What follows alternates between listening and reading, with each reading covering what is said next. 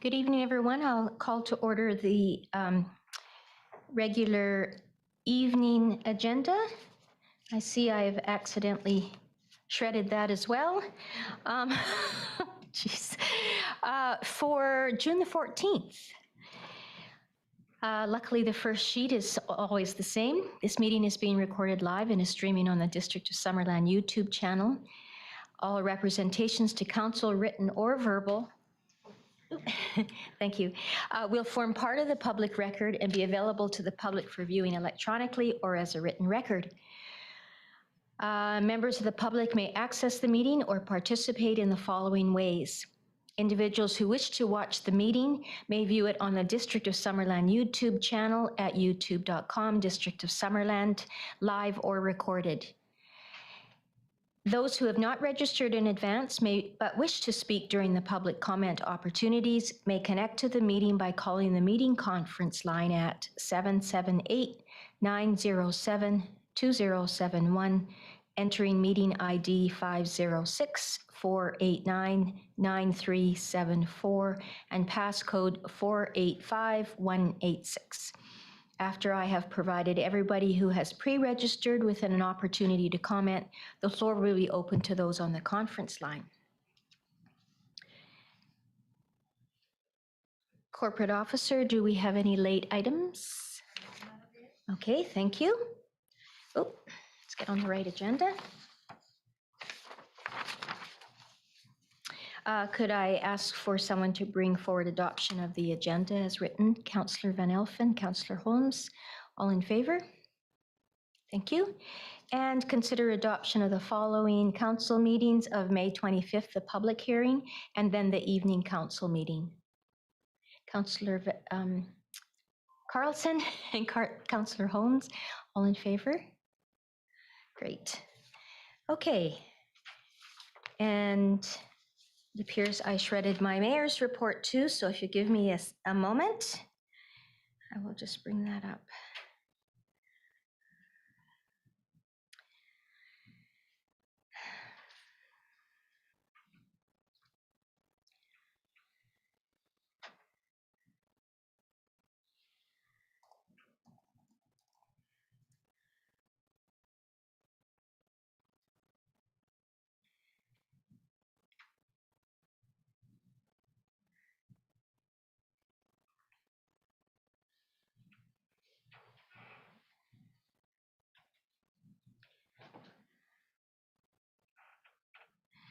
Okay, thank you. Tonight's mayor's report begins with recognition for some very deserving individuals, beginning with the announcement of the first round of approved neighborhood small grant award winners. They are Heather Pascata for the Trout Creek Virtual Scavenger Hunt, Jane Campardo for offering Polynesian dance classes, Sherry Taylor, who is coordinating a native plant installation, and Petra Holler, who is using the award to start Okanagan podcast.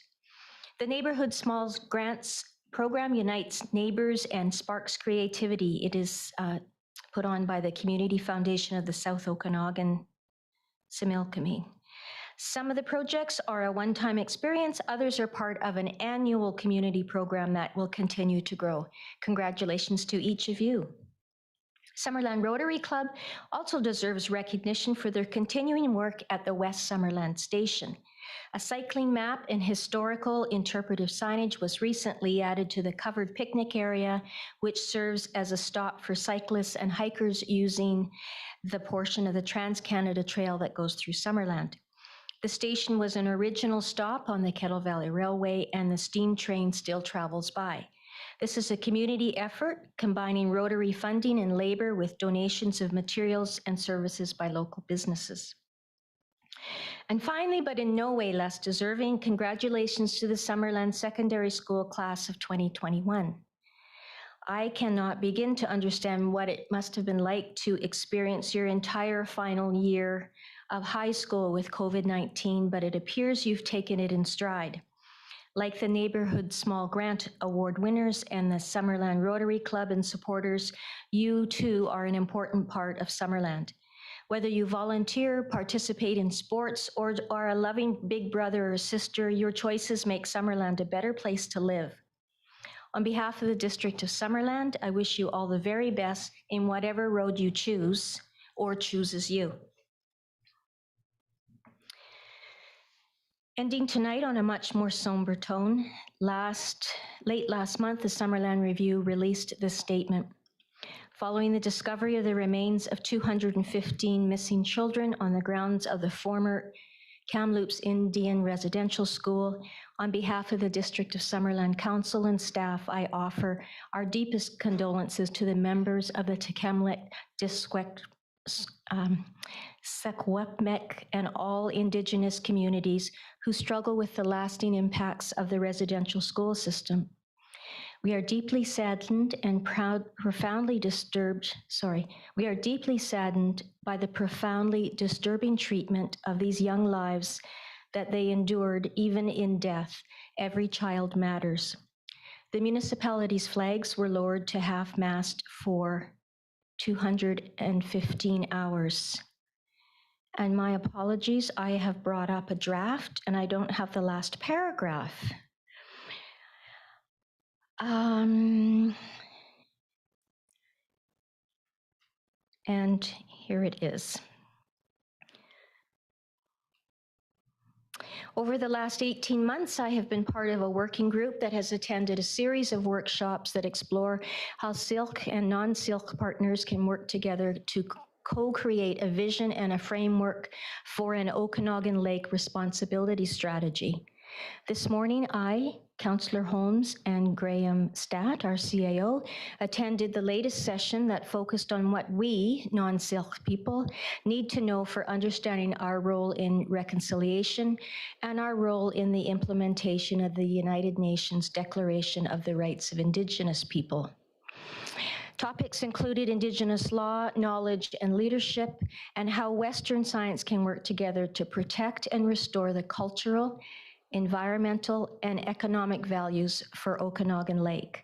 The information is, of course, transferable to other initiatives in the region as all sectors begin to examine how UNDRIP will be incorporated or will shape new legislation and policy in British Columbia. Thank you. CAO. Thank you, Your Worship. My report this week centers on the work of staff in the district. First, as we have turned the corner into the warmer months of the year, I want to recognize the excellent work of those staff who beautify our community through the landscaping of our boulevards, street sweeping, mowing the grass in our parks, and tending to the maintenance of our recreational assets. They are doing a great job. With it being my first summer living in Summerland, I am very impressed with their pride of service as evidenced through their quality of work. I also wanted to give a shout out to our public works staff who responded quickly and professionally when the water main broke in South Victoria Road a couple of weeks ago. It was a major breakage of a large water line resulting in the temporary loss of pressurized water to a large part of Summerland. However, the key word here is temporary. Within a couple of hours, they had the break excavated, workarounds planned, alternative fire routes and water sources located and signs placed in the community, message and maps on the website and Facebook. Within a day or so, the line was fixed and pressurized water service was restored. A few days after that, Interior Health provided the all clear to lift the boil water advisory once the regulated testing procedures were completed. These events are always unforeseen and inconvenient. I am proud of the quick response of staff.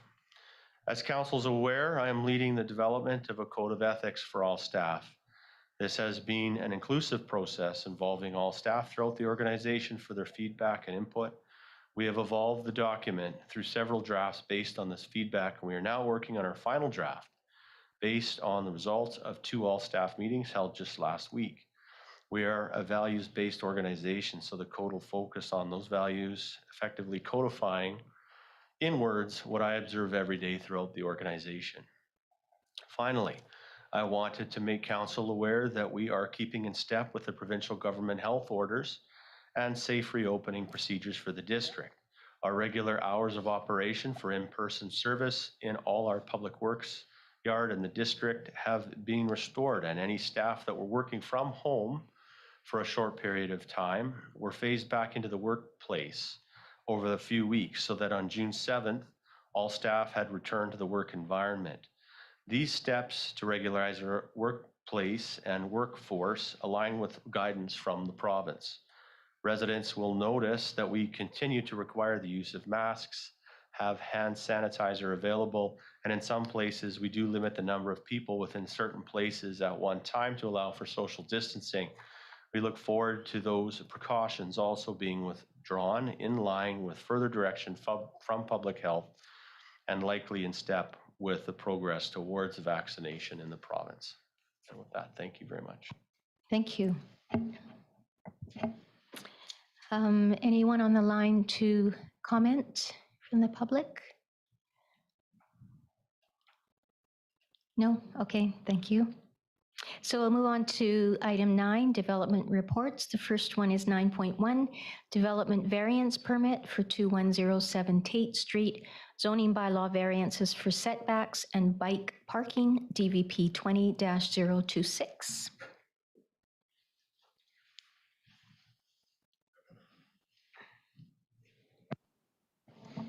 Good evening, Council. So an application for a development variance permit has been received by the District of Summerland. The variances being proposed are in order to facilitate a subdivision and development proposal that would see the existing 27-unit motel on the south portion of the property converted to 25 apartment dwelling units.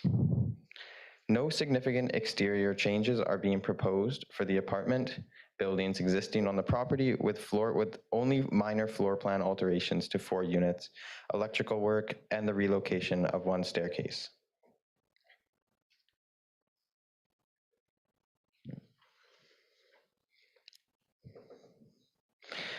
On November 9th, 2020, the application to amend the official community plan and zoning bylaw on the south portion of the parcel received 3rd reading and with adoption being held until satisfactory completion of the subdivision application. Variances are triggered by the development proposal as a result of the new zoning designation and are required to be approved before the issuance of any building permit. The position of the existing buildings on the site and the adequate provision of bicycle stalls must be brought into compliance with the requirements outlined for the residential high-density zone.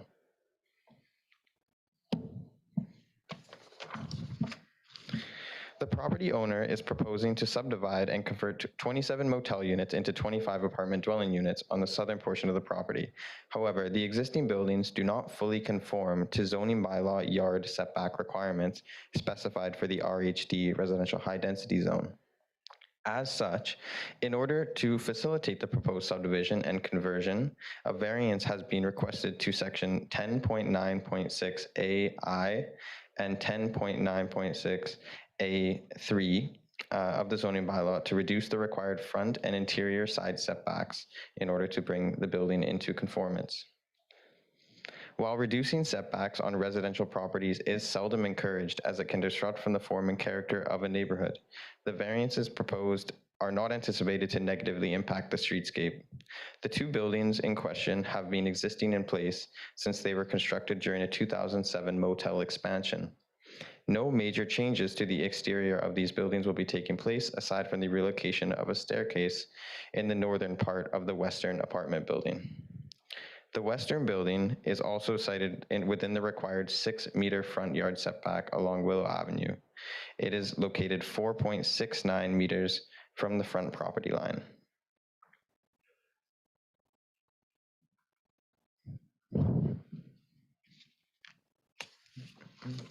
The eastern building is sited such that it does not comply with the 6-meter side interior setback.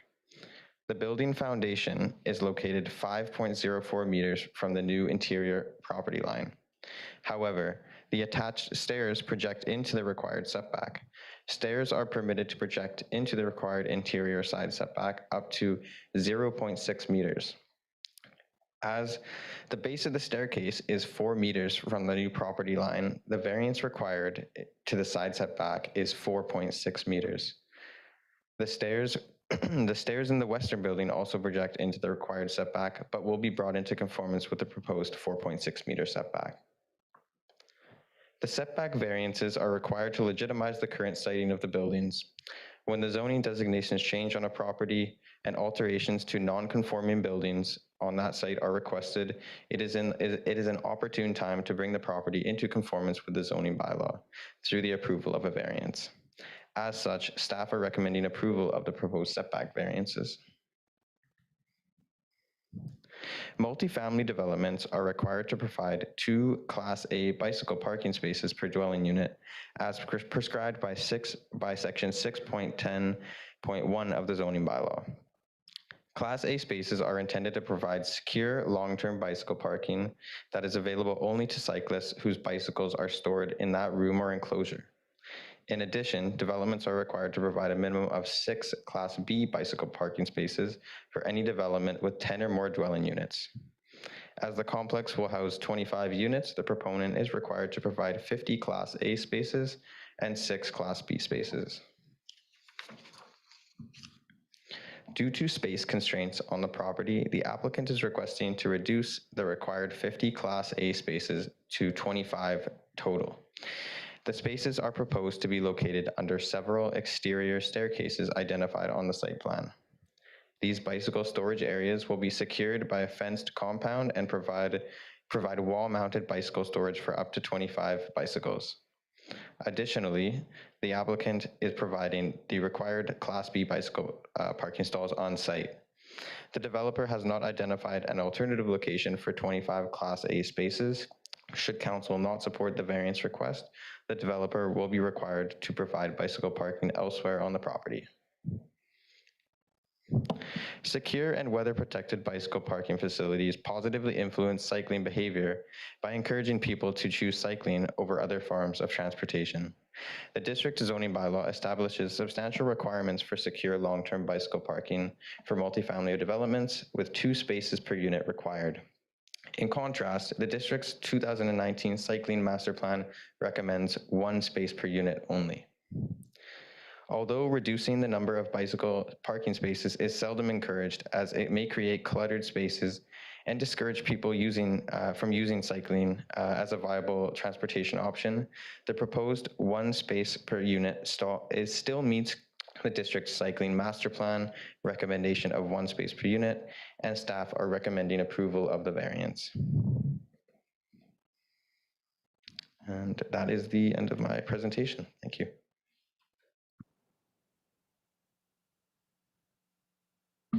Thank you. Council, do you have questions to ask Alex about this? Councillor Patton. Thank you, Madam Mayor. Whether to Alex or to our director. At the time of the rezone that went through, was the applicant aware of these changes that may be required to move this application forward? Thank you. Yeah, so through the chair, the applicant was aware of the new zoning designation and the requirements outlined within that RHD zone, for sure. Councillor Holmes. Yeah, thank you. This might be more for the applicant, but perhaps staff can answer. So I'm just wondering how they will allocate the bicycle spaces. Would it be 1 per unit? You could foresee a situation where and there might be 2 people living in a unit and they both have bicycles, and in another unit there might be somebody who has no bicycle, and so I'm just wondering how they balance that and figure all that out.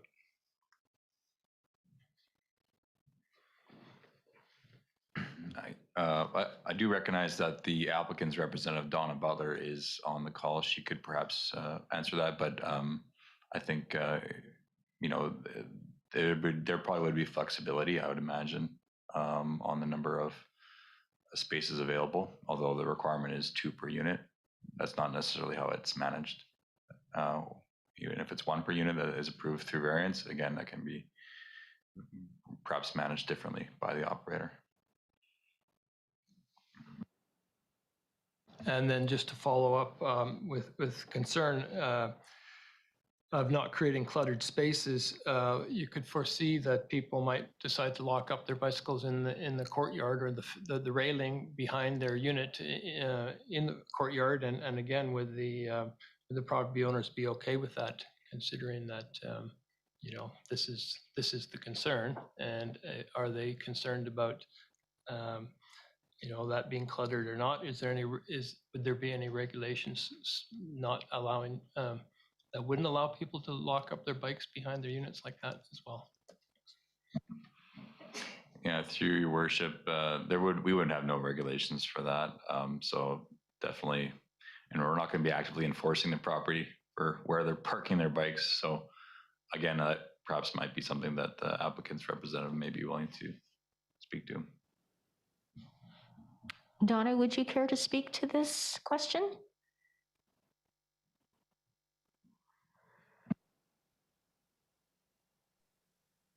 I'm not really sure how the owner will actually manage this issue. It's possible there will not be more than 50 bikes in the building, and then there will be a space for everybody who wants one. Many buildings don't allow you to put your bike in your unit or on the decks. Other buildings do. So I just think it's going to be a management issue of the owner once development's underway.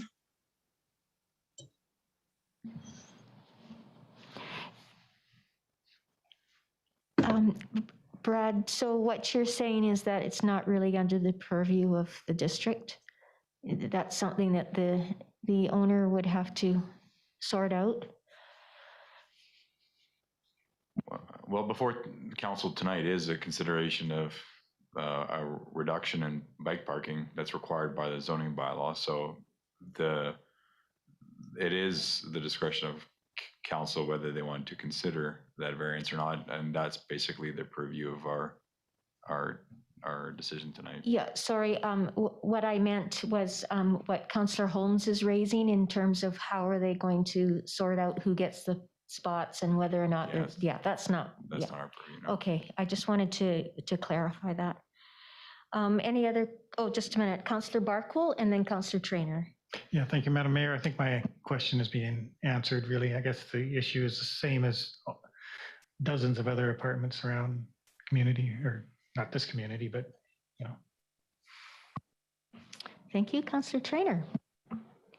So there would still need to be the creation then of 25 stalls for bikes. That's correct? Okay, and those are being proposed to be stored under the 3 staircases?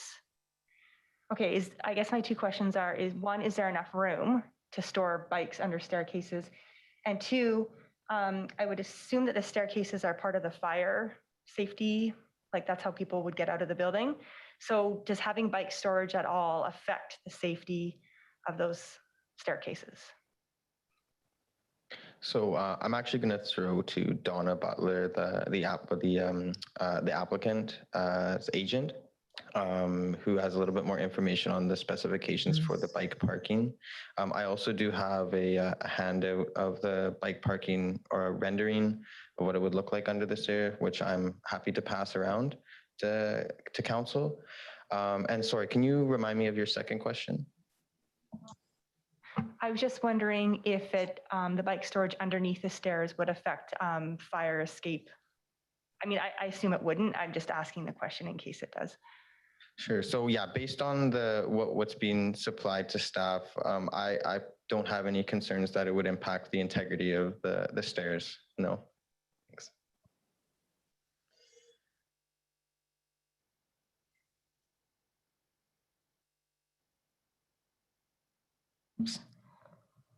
Ms. Butler, did you want to give us some more understanding of what the configuration would look like under the stairs for the bikes?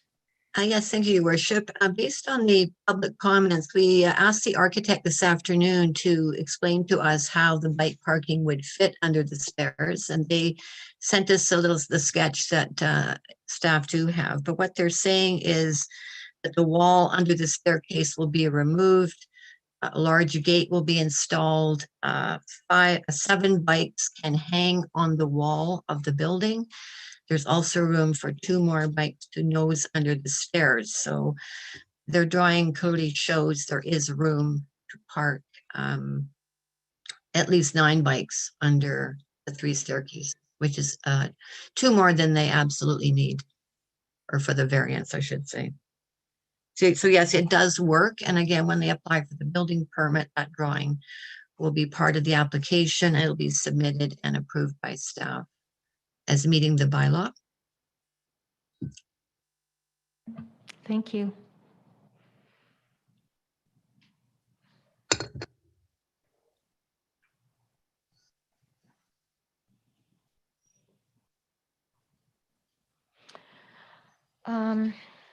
I have another question related to the parking of the bikes. It shows on the plan that it's in the presentation slides. So I'll take that off. There are, in the little blue circles, there's 6 Class B spaces. Are those really supposed to be showing at the bottom of the stairs?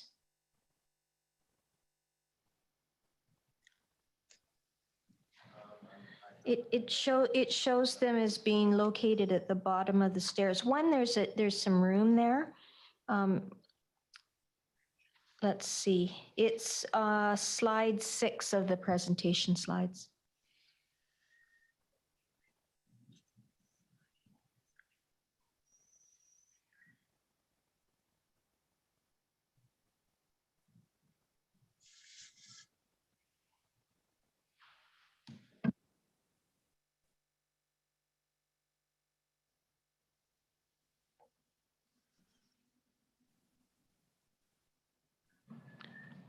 So your question is why is it located at the bottom of the stairs? Well, Sorry, just clarify. given what we just heard about how the bikes that are parked under the stairs will not interfere with safety, fire safety, I'm just wondering about the impact of having 2 bikes at the bottom of each stairwell or staircase, how that might impact. Yeah, I think although we don't have a setback, and it's hard to tell from that plan, perhaps again, Ms. Butler can comment on that question. There could be enough distance between the bottom of the staircase and the proposed bike rack location for enough for egress. It is hard to tell at this scale, and again, there's no setback shown, but there could be 2 to 3 meters there of distance, perhaps. I'm not too sure. Can you give us anything more on that, Ms. Butler? Yes, looking at the drawings, I see that the bike stalls are at the bottom of the stairs, but there's quite a space between the stair and the edge of the concrete there. So the bikes are parked beside the sidewalk, if you like. And, and if there's an issue, they can easily move a few feet one way or the other. There's lots of space in the courtyard where those stalls could be moved, but I believe they're quite free and clear of the bottom of the stairs. Okay, thank you. It's hard to tell on this little plan. Thank You're you for right, that. it Thanks is. for that, Donna. Okay, any other questions? Could I ask someone to bring forward the development variance permit, please? A motion? Councillor Van Elfen. Thank you, Madam. That council authorize assurance of development variance permit DVP 20-026 for property located at 2107 Tate Street, legally described as Lot 2, District Lot 488, Soyuz Division Yale District Plan KAP 9794, exempt Plan H641 and 41201, and that a variance to the following sections of the zoning bylaw 2000-450 be granted. Front yard setback section 10.9.6 AI to vary the minimum front yard setback from 6 meters permitted to 4.69 meters proposed. Side interior yard setback sections 10.9.6 AIII to vary the minimum interior side yard setback from 6.0 meters to 4.6 meters proposed. And bicycle parking, section 6.10, table 3, to vary the minimum number of Class A bicycle parking spaces from 2 Class A parking spaces per dwelling unit to 1 Class A parking space dwelling per dwelling unit. Thank you. Seconder? Councillor Holmes, thank you. Further discussion on this? All those in favor? Any opposed? Councillors Patton, Trainer, and Carlson are opposed, so that motion carries. Okay. Now on to 9.2.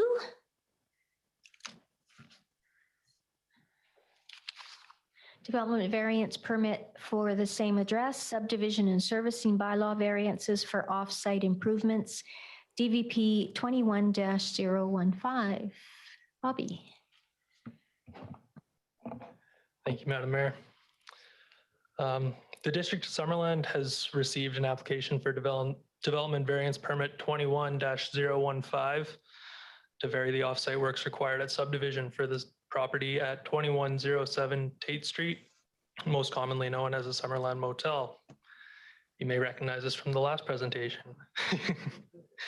The applicant is proposing to vary section 310 as it relates to sections 6.02 and 6.03 of the District of Summerland subdivision and development servicing bylaw to facilitate a proposed 2-lot subdivision of the parcel. Section 310 of the SDS bylaw specifies that an owner of a parcel who applies for subdivision must provide, as a condition of subdivision approval, the works that are required to be provided under this bylaw. The variance is specific to item A, which reads on a highway immediately adjacent to the parcel up to the center line of the highway. In order for staff to currently exempt the proposed subdivision from the works required, all items in section 3.14 of the SDS bylaw must be met and be a zone listed in the exemption section, which this currently is not. The parcel is currently rezoning to high density, which is not a listed zone to be exempt, has a frontage length exceeding the 70-meter maximum, and does not have support from the Director of Works and Infrastructure.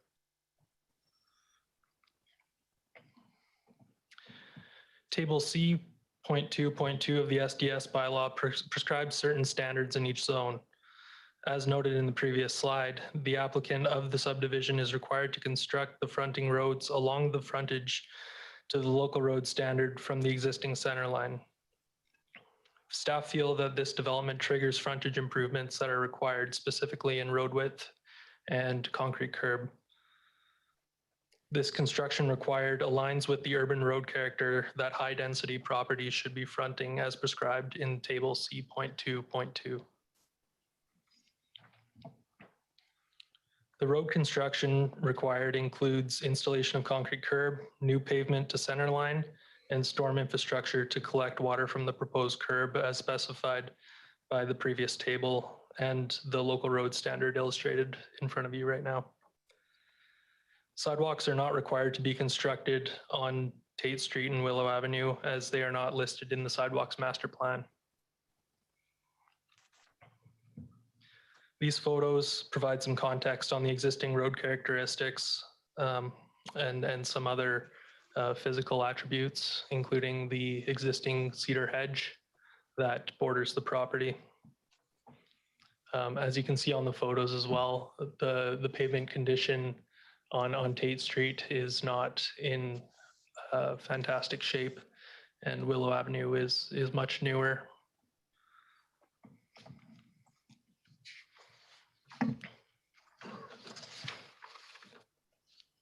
The red line illustrated on this plan highlights the proposed curb that is required to be constructed. As you can see, the proposed curb does conflict with the existing cedar hedge fronting the property on Willow Avenue. Recognizing this conflict, staff have agreed to allow the applicant to enter into a servicing agreement, which would allow the applicant to plant a new cedar hedge on their property and allow it to establish over 3 years before construction commences, and as a result requires the hedge to come down. Staff were also provided the understanding by the applicant that they would be in support of this. The surrounding existing single-family zones and proposed high-density zones are consistent with local residential areas where local roads are the standard that have been adopted in the subdivision and development servicing bylaw. The local road standard notes a prescribed asphalt width and includes concrete curb as an acceptable level of service. The reason road upgrades are so often required at subdivision in Summerland is due to standards not being updated over time. 20 to 30 years ago, when these homes and roads were built, curb was likely not a standard. In this area specifically, although surrounded by rural and agricultural lands, the area is exclusively single-family residences with a full complement of urban services, with the exception of curb at this point. Sanitary sewer was installed in 2015. With the proposed rezone and use of the south portion of this subdivision to high-density apartment accommodation, the area is further considered urban residential area. Staff have also provided council an alternative resolution to Resolution 1 to consider, which would allow for the proposed curb to be installed and only have the remainder width paved on Willow Avenue, given the good condition of the pavement on Willow. The requirements on Tate Street would remain the same, as the pavement is not in good condition along this frontage of the property. Alternative Resolution 1, if council wished to proceed, would provide a cost savings to the applicant.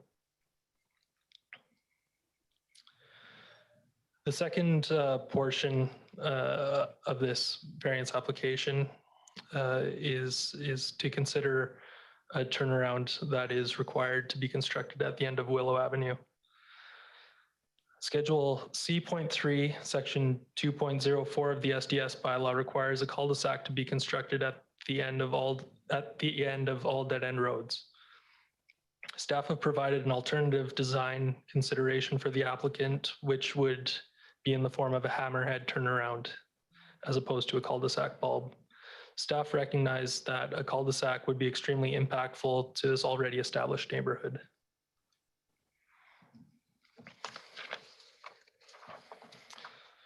As illustrated on the screen right now, a hammerhead turnaround is required at the south end of Willow Avenue, as noted by the shaded gray area to the right of the screen there. Previously, when the applicants were operating a motel, the access was from Tate Street into the property and out through Willow Avenue. The subdivision that this variance would be facilitating creates a number of new access issues. The applicants are proposing to fence and gate proposed Lot A from proposed Lot B, which on the screen is the left parcel from the right parcel. As a result, access in and out would be from the same access at the end of Willow Avenue. This creates issues for emergency vehicles and waste collection. If emergency vehicles and waste collection cannot or choose not to enter the property via this access, they would need to back out onto Willow Avenue, which creates a hazard to other motorists and pedestrians. It is worth noting that waste collection and emergency vehicles would not have room to turn around on site if all parking stalls are being used. The turnaround construction required as part of subdivision is crucial to safe entrance and exiting of the site, given the restraints that the existing siting of the building poses. Staff from all internal departments that were referred to are all opposed to both of the variances being considered today. A number of written submissions from neighboring residents received today seem to share the same opinion. Staff feel that the alternative design to allow a hammerhead turnaround is a good compromise.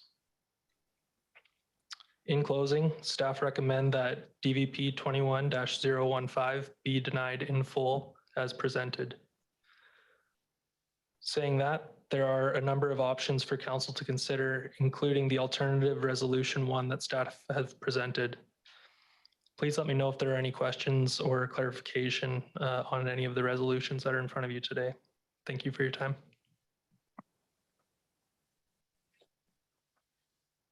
Thank you, Bobby.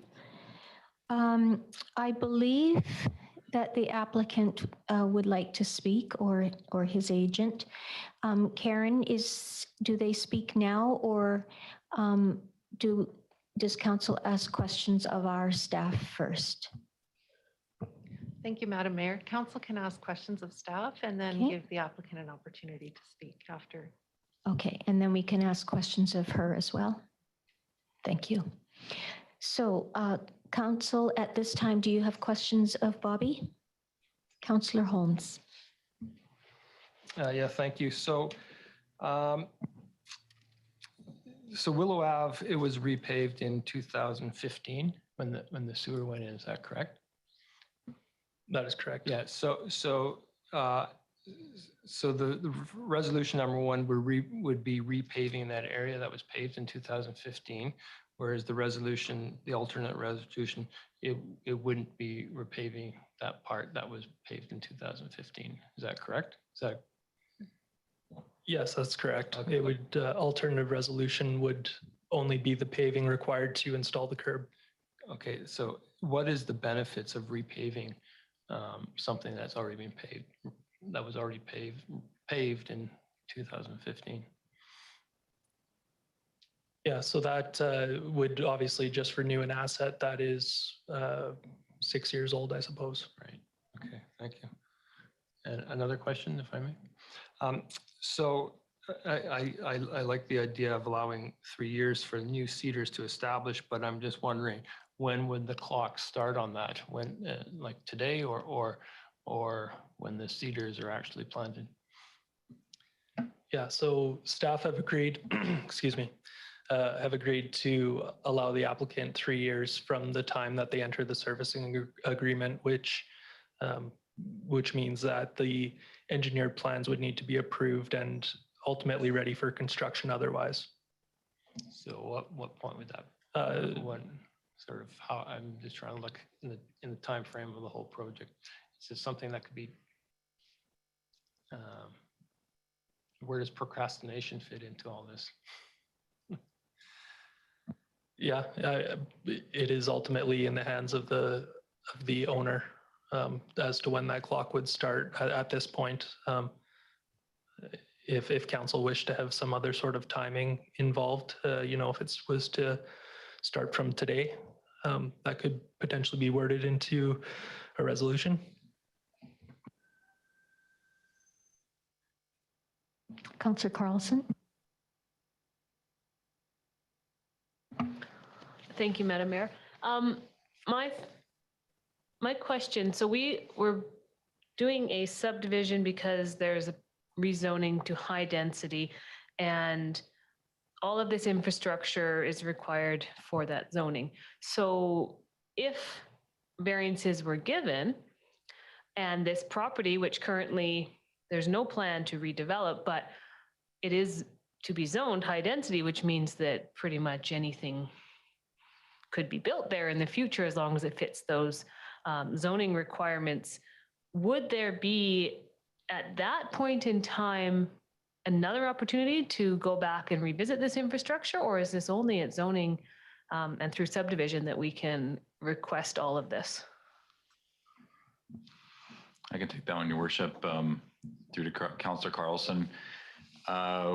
We have the ability under the Local Government Act to require improvements to our infrastructure in accordance with our SDS bylaw at both the building permit stage and the subdivision stage. So it's not the rezoning that's the trigger, it's the subdivision application that is the trigger right now for the consideration of the upgrade. So if the owner decided to not pursue subdivision, it could be still something that we would require at the building permit stage when they came to reconvert the building into residential apartments at that time.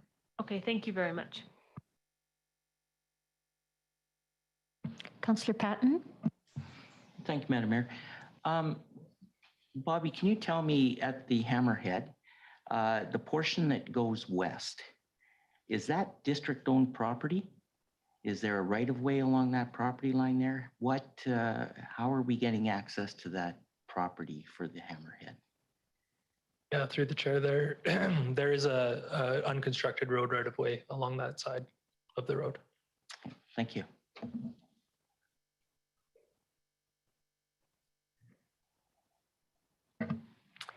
Council, any other questions? I'll have someone bring forward a motion, please. Oh, I'm sorry, Donna. I am so sorry. Thank you, Red. Donna, you're up. Thank you, Your Worship. Yeah, I would like to speak first, and I believe the owners would like to follow up with some of their own comments. So again, thank you so much for this opportunity to talk to you about the Summerland Motel. Ecor has been working on this for the past 4 months, but we understand the whole idea has been going on for about 1.5 years, maybe almost 2 years. So we all recognize that a subdivision of an existing development is always very challenging, much more challenging than brand new development. And there's lots of bylaw requirements that have to be met. And the owners, as they should, have met all the subdivision requirements, except for the roadworks and the turnaround variances that we're asking council to consider tonight. We also note they've made significant road dedications to widen those roads in the future. We must say, and we do compliment staff in their very positive and professional approach to working on this development. They've been have bylaws to comply with and have done their job professionally, but also have been very cooperative and flexible with the owners. And we do appreciate the efforts of the staff to work on this and to spend all the time they have. Now, I'm going to talk a little bit about the curb gutter and road paving issue, and then I believe the owners will comment a bit more about the turnaround and some other things.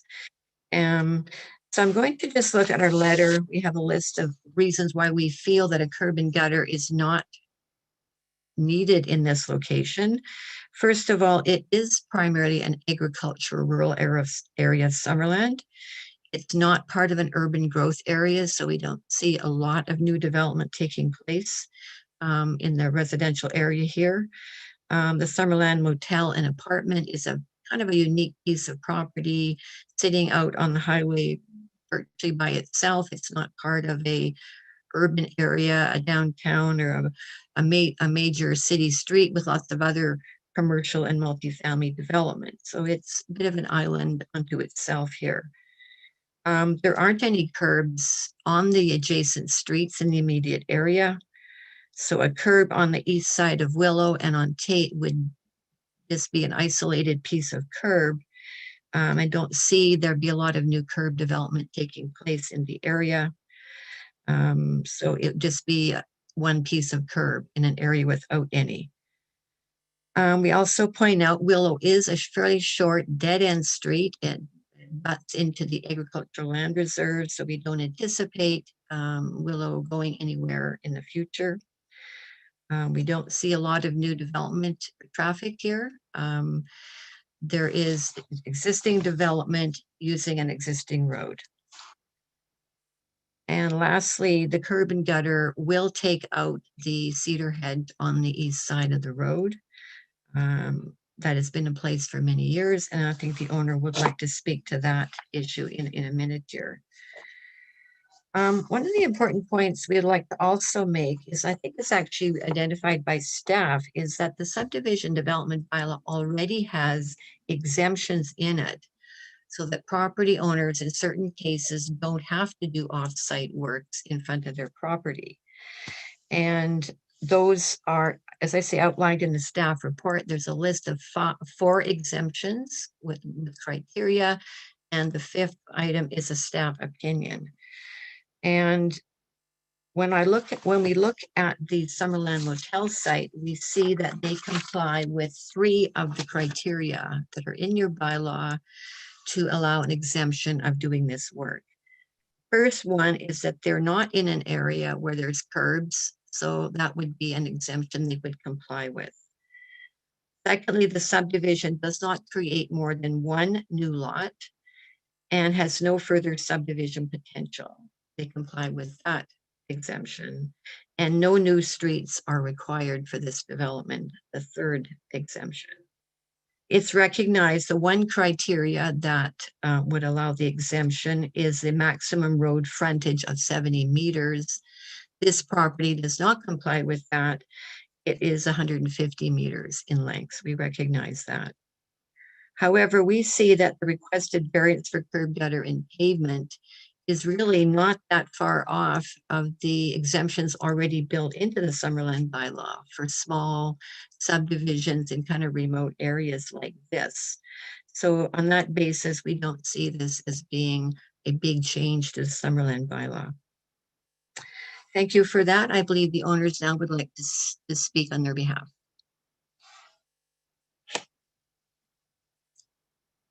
Good evening, Madam Mayor and Summerland councillors. My name is John Lathy. My wife and I live at 5008 Nixon Road.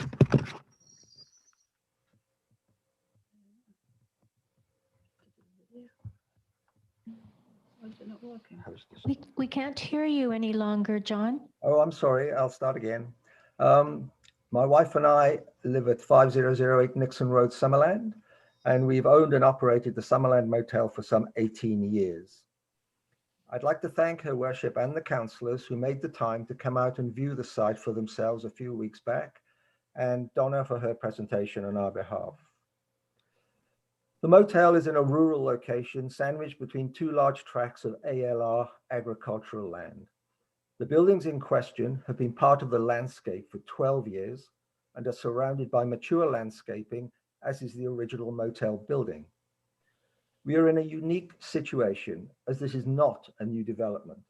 We are simply reclassifying a building that has been used to house humans for short stays to housing humans for longer term stays. As Donna has pointed out, we have worked with staff to try and make an existing building comply with as many of the rules and regulations as if it were being built from scratch. However, we are requesting a few variances, which we think are necessary to maintain the locality as it is, which is the message that I took away from the public meeting held last November. In the 18 years we have owned the motel, we have done our bit to help build the infrastructure in the community we live in. When we came to the motel in 2003, the whole of Western Trout Creek was on septic fields, as there was no connection across Highway 97 to connect to the main sewer system. We built the sewer connection as part of the construction of the buildings in question. This has enabled the whole of the subdivision of West Trout Creek to now enjoy main sewer service. Also, as part of this construction, we brought 3-phase power to the immediate locality, which is now enjoyed by the residents of Willow Avenue. Before 2008, the closest fire hydrant was at the end of Milkmore Road. We have now provided 2 additional hydrants, one at the end of Willow Avenue and one on the motel site itself, in addition to which the new building was fully sprinkled. And today, while the motel site is fully serviced with mains gas, Willow Avenue is not. Their gas requirements are met by having propane trucked in to fill up their on-site propane tanks. Due to our actions, as of August the 15th this year, this will no longer need to be the case, as Fortis Gas, have agreed to put in a gas main along Willow Avenue, affording the residents access to main gas if they so wish. So we have not been backwards in coming forwards in helping improve the provision of services to the surrounding area. In asking for these variances, we are not looking for special treatment. However, to comply with the 2 specific bylaws, i.e. curbstones and drains, and the hammerhead turnaround, would entail the loss of hedgerow and mature landscaping, which runs along the whole of the eastern side of Willow Avenue and provides privacy and screening to the motel gardens and to our neighbors, and contributes greatly to the rural streetscape of the road. While the base of the hedge is largely on our property, it has grown over the roadway in the past. To mitigate this, we have recently pruned the hedge severely back to reduce its impact on the road. And I am pleased to say that new growth has already started to sprout. With a 1.9 meter dedication, the hedge will largely be on Willow Avenue Road right of way. However, the district does provide an encroachment agreement for these types of situations, which should not be an issue as we have always maintained and irrigated all of this hedge. It is not uncommon in Summerland for landscaping to be allowed to grow over adjacent boulevards. The hedgerow itself provides a green solution to all drainage requirements, and Willow Avenue is wider than many streets in Trout Creek, which have far more houses on them than the 3 on Willow Avenue. None of these have curbstones. Regarding the turnaround at the end, for many years there has been a sign at the beginning of Willow stating no through road and no turnaround beyond this point. This has worked well, as to my knowledge, there have been no incidents of people getting stuck, as there is also plenty of paving provided at the end of Willow by driveway entrances and a lane that runs along the farm fence. So to tarmac over more shrubbery to fix a problem that doesn't exist seems to me a bit unnecessary. Regarding emergency vehicles, we have made provision for a gate to enable emergency vehicles to drive through the car park if they need to. I hope in coming to your decision, you recognize that we are indeed trying to benefit the community by providing 25 more residential units while not in any way compromising the benefits or trying to change this rural area. I thank you very much. Thank you. Council, questions of the proponent?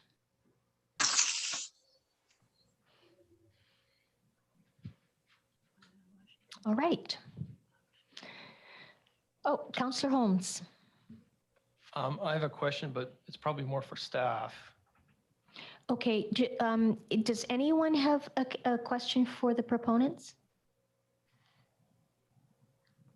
Okay, thank you. Please go ahead, Councillor Holmes. I was just wondering, how do garbage collection trucks turn around? Do they turn around in Willow right now, or do they back out?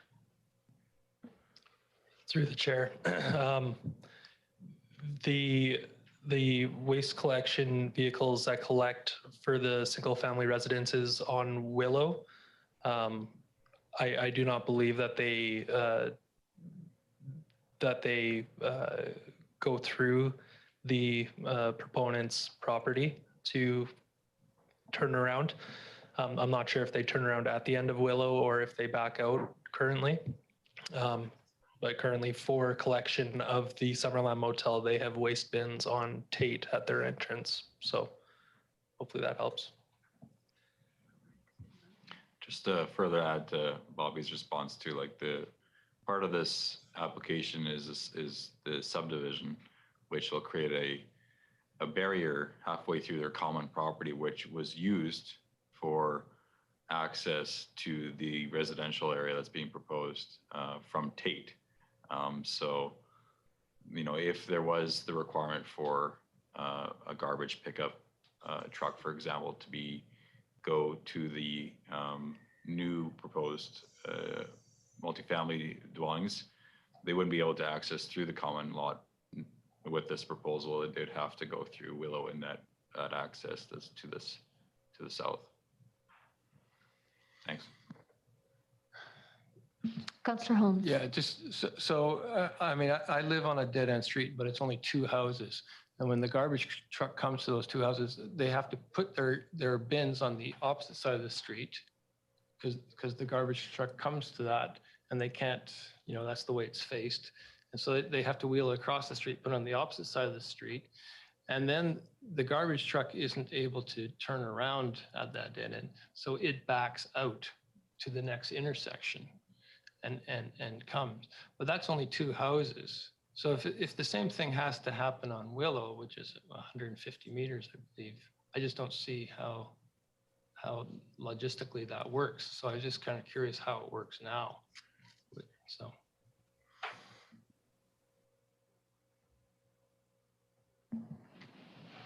Okay, council, any other questions of staff? Would anyone care to bring forward a motion, please? Councillor Barkle. Thank you, Madam Mayor. Deal with one thing at a time.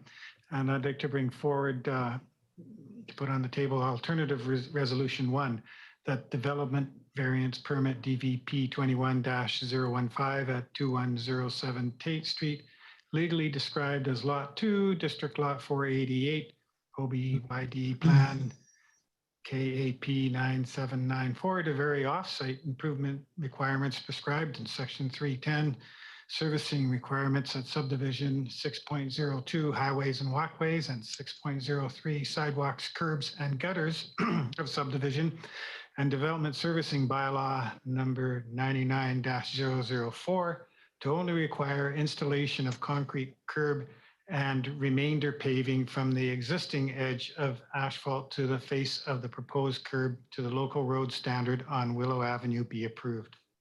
It's the longest one I've read for a long time. Thank you, Councillor Barkle. Seconder? Councillor Holmes. Okay, go ahead, Councillor Barkle. I want to speak to the motion. It seems to me that this is everything that staff are requesting for this aspect of it, other than to repave a relatively new road. And the cost benefit of repaving that brand new, well, almost new road, which gets very little traffic and should last a very long time, just doesn't seem to be there for me. So obviously I'm going to support this resolution.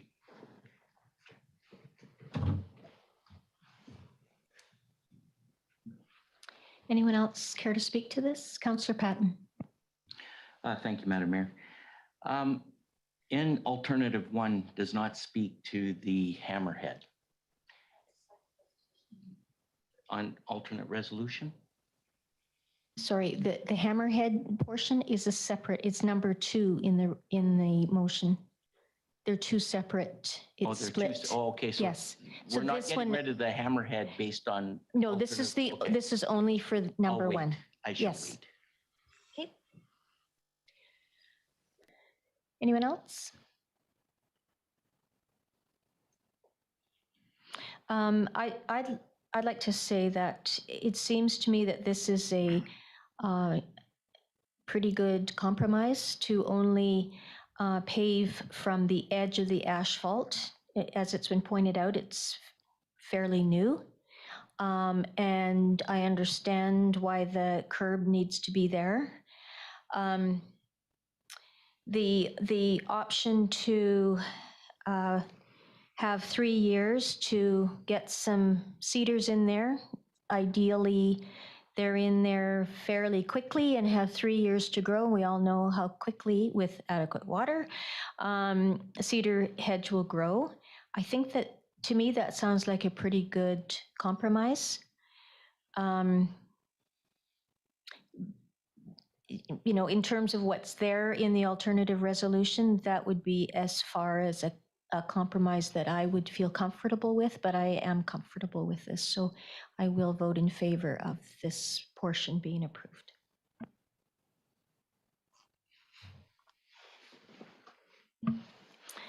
Anyone else? Okay, I will call the question. All in favor? Opposed?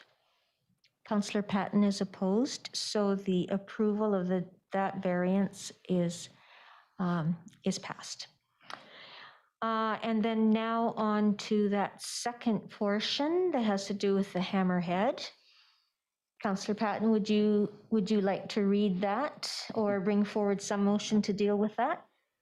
Sure, Madam Mayor. Thank you. The development variance permit DVP 21-015 at 2107 Tate Street, legally described as Lot 2, DL 488, ODYD Plan KAP 9794, to vary offsite improvement requirements prescribed in Section 3.10, servicing requirements of subdivision 6.02, highways and walkways of subdivision and development servicing bylaw number 99-004 to eliminate the requirement to construct a cul-de-sac or alternate turnaround facility at the end of Willow Avenue be denied. Thank you. Seconder for that, Councillor Holmes. Okay, and you wanted to speak to that? Thank you. I will be going with staff in regards to this to deny this. The hammerhead itself is in the BC Building Code, which and it talks about fire department access to buildings, which is the hammerhead in this regard. So if there is an incident that does affect the new 25 units where the fire department has to go down Willow, the means of turning around is very limited. And with the owners putting the chain link fence between, we'll call it Lot A and Lot B, it severely hinders the fire department's ability to access an incident. And so for this case, I believe that the hammerhead is required, and I will be going with staff's recommendation here. Thank you. Thank you, Councillor Patton. Anyone else? Okay, I'll call the question. All those in favor? Any opposed? That carries unanimously that that variance be denied. Thank you.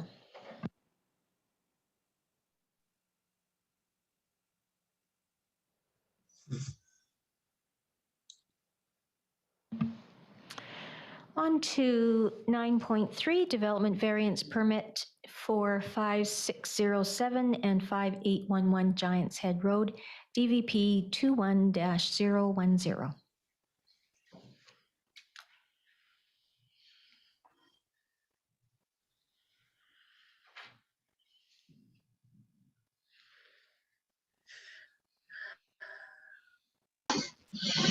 Hello, can you guys hear me?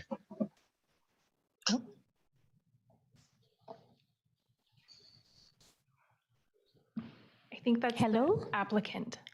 Okay. Sir, if we could first hear from staff, District of Summerland staff, and then we'll go from there. Thank you. Thank you, Madam Mayor. So an application was received for a development variance permit for properties located at 5607 and 5811 Giants Head Road to rebuild and expand the FortisBC Trout Creek substation. The property's future land use designations are agricultural and they're zoned A1. As you can see from these images, these land uses are fairly consistent with the surrounding area. Part of the properties also fall within a watercourse development permit area. And with respect to this proposed development, the applicant received provincial approval for the proposed works on May 7th, and then also a watercourse development permit was issued on May 26th by the district. So the applicant applied to the Agricultural Land Commission for a non-farm use application to expand the substation onto a portion of 5811 Giants Head Road through a statutory right-of-way. This application was considered by Council on February 8th and forwarded to the ALC for consideration, and that was approved on March 25th with a few conditions which I'll speak to in a moment.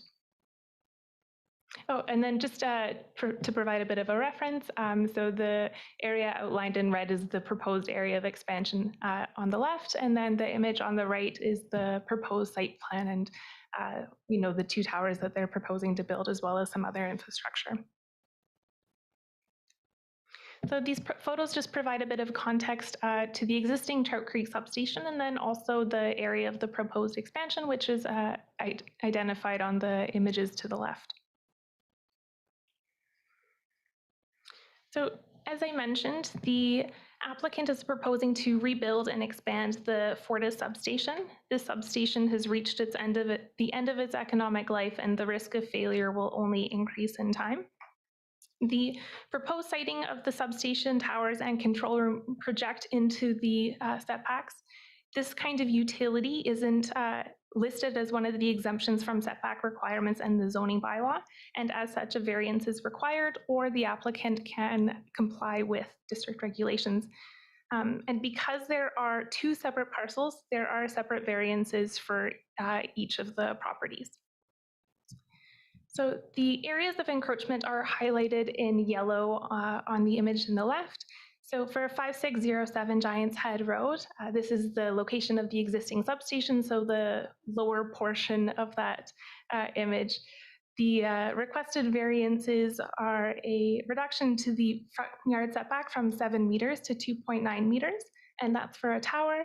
And then also to the rear yard setback from 7 meters to 3.77 meters, and the side yard setback, the interior side yard setback from 4 meters to 0 meters. And then with respect to 5811 Giants Head Road, the requested variances are to reduce the front yard setback from 7 meters to 3.43 meters, and the side yard setback from 1.8 meters to 2.7 meters. Both properties are also requesting a variance to increase the maximum height of a fence from 1.8 meters to 2.7 meters. And these images here just provide a bit of an example of what they would be building. So it's a concrete fence, and then they would have some sort of decorative detail, either, you know, the wood design or the stones in the image to the right. So Fortis is currently working on preliminary designs and estimating for replacement for Summerland medium voltage equipment, and this will be presented to council once it's complete. Part of the proposed works also include the sharing of the control building between the district of Summerland and also Fortis. And overall, the proposed design is in alignment with the Summerland electric utility plans for the Summerland assets at the Trout Creek substation. So with respect to the fence, the substation currently has a 2.4 meter chain link fence with barbed wire and is surrounded by cedar hedges. Fortis is planning to replace the fence with a 2.7 meter tall concrete fence, which would provide security for district and Fortis owned equipment and also protect the public from hazards. The ALC approval of the non-farm use included replacing the vegetative buffer as a condition of registering the statutory right-of-way. However, the location of the existing hedge presents a potential hazard for, or potential for a hand-to-hand hazard for someone who touches the fence and the vegetation simultaneously. So Fortis plans to remove the hedge, and they're also in the works with both property owners surrounding them to be able to come up with a different kind of vegetative buffer as part of the sale through the statutory right-of-way, and also complying with the ALC conditions for registering the SRW. And then with respect to setbacks, reducing setbacks has the potential to disrupt the form and character of a neighborhood, or potentially allowing imposing structures within the pedestrian realm. In this instance, the surrounding area is largely agricultural, and the impact on neighboring properties is anticipated to be minimal. 6303 Hilborn Avenue, the property that could be most impacted by this development, as an example, already abuts the substation, which has similar equipment. And the area of the proposed expansion is occurring north of that property as well. So again, it's unlikely that it would have a direct kind of visual impact or anything like that. The 0 meter interior setbacks for both 5607 and 5811 Giants Head Road are being recommended due to both properties being operated by Fortis. So reducing this setback to 0 meters allows the two properties to essentially function as one, one being owned by the district and then the other being owned by Fortis. So additionally, complying with setbacks would require Fortis to develop a greater portion of agricultural land to accommodate their infrastructure. The proposed layout provides opportunities to create a more resilient and reliable system without further encroachment onto arable farmland. In this instance, meeting setback regulations doesn't align with district policies that strive to protect agricultural land. So to conclude, staff recommend that the requested variances be granted to create a more resilient and reliable system that meets the current and future electrical needs of Summerland. Thank you. Okay, thank you. Questions of staff, council? Or if you have questions of the proponent, you can ask them as well. Oh, I guess there's just Michael is left on the line. Okay. I will ask if someone will bring forward a motion, please. Councillor Holmes? Yeah, I was just going to ask a question first, if I may. So this 9-foot concrete fence, I mean, really, it's more of a wall. And you know, when you look at the examples of the photos, it looks like, reminds me of when I was in Berlin in 1990 and they were knocking that one down. And so I'm just wondering, is if there's any way to make it less ugly. I know nobody lives there, so people aren't going to see it on a day-to-day basis. But I'm sure it's kind of shocking seeing something like that in a town like this. Yes.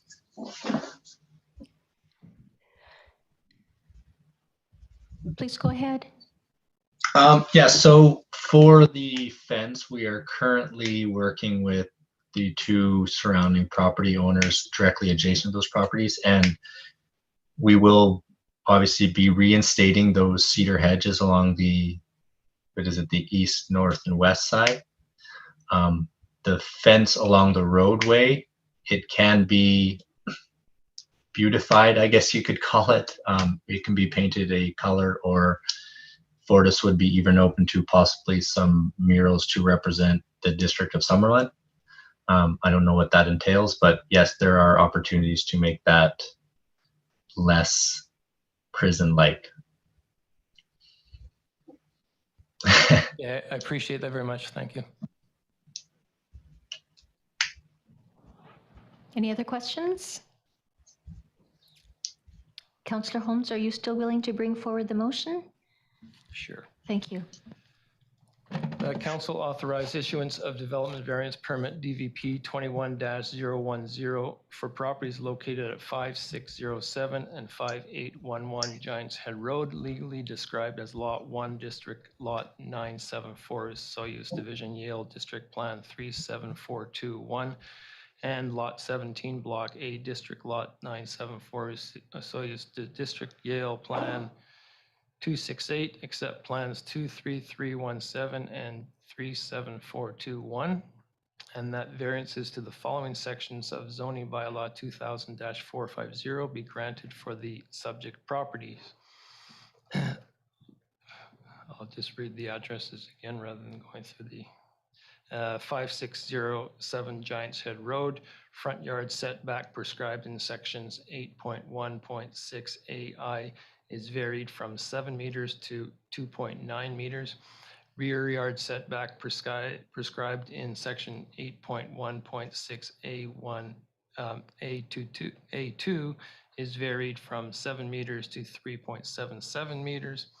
Side yard setback interior prescribed in section 8.1.6 A3 is varied from 4 meters to 0 meters.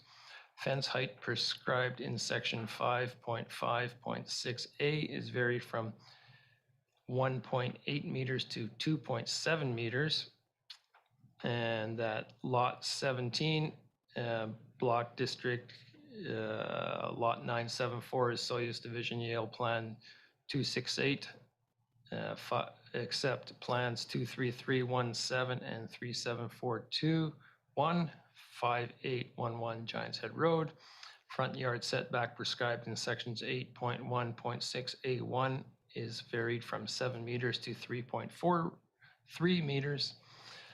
That side yard setback interior prescribed in section 8.1.6 A3 is varied from 4 meters to 0 meters, and fence height prescribed in section 5.5.6A is varied from 1.8 meters to 2.7 meters. I think I'll have a drink. Thank you, Councillor Holmes. You need a drink of water now, I bet. Councillor Van Elfen, you're seconding. Thank you, sir. Okay, any further discussion on this one? All in favor? That is approved unanimously. Thank you.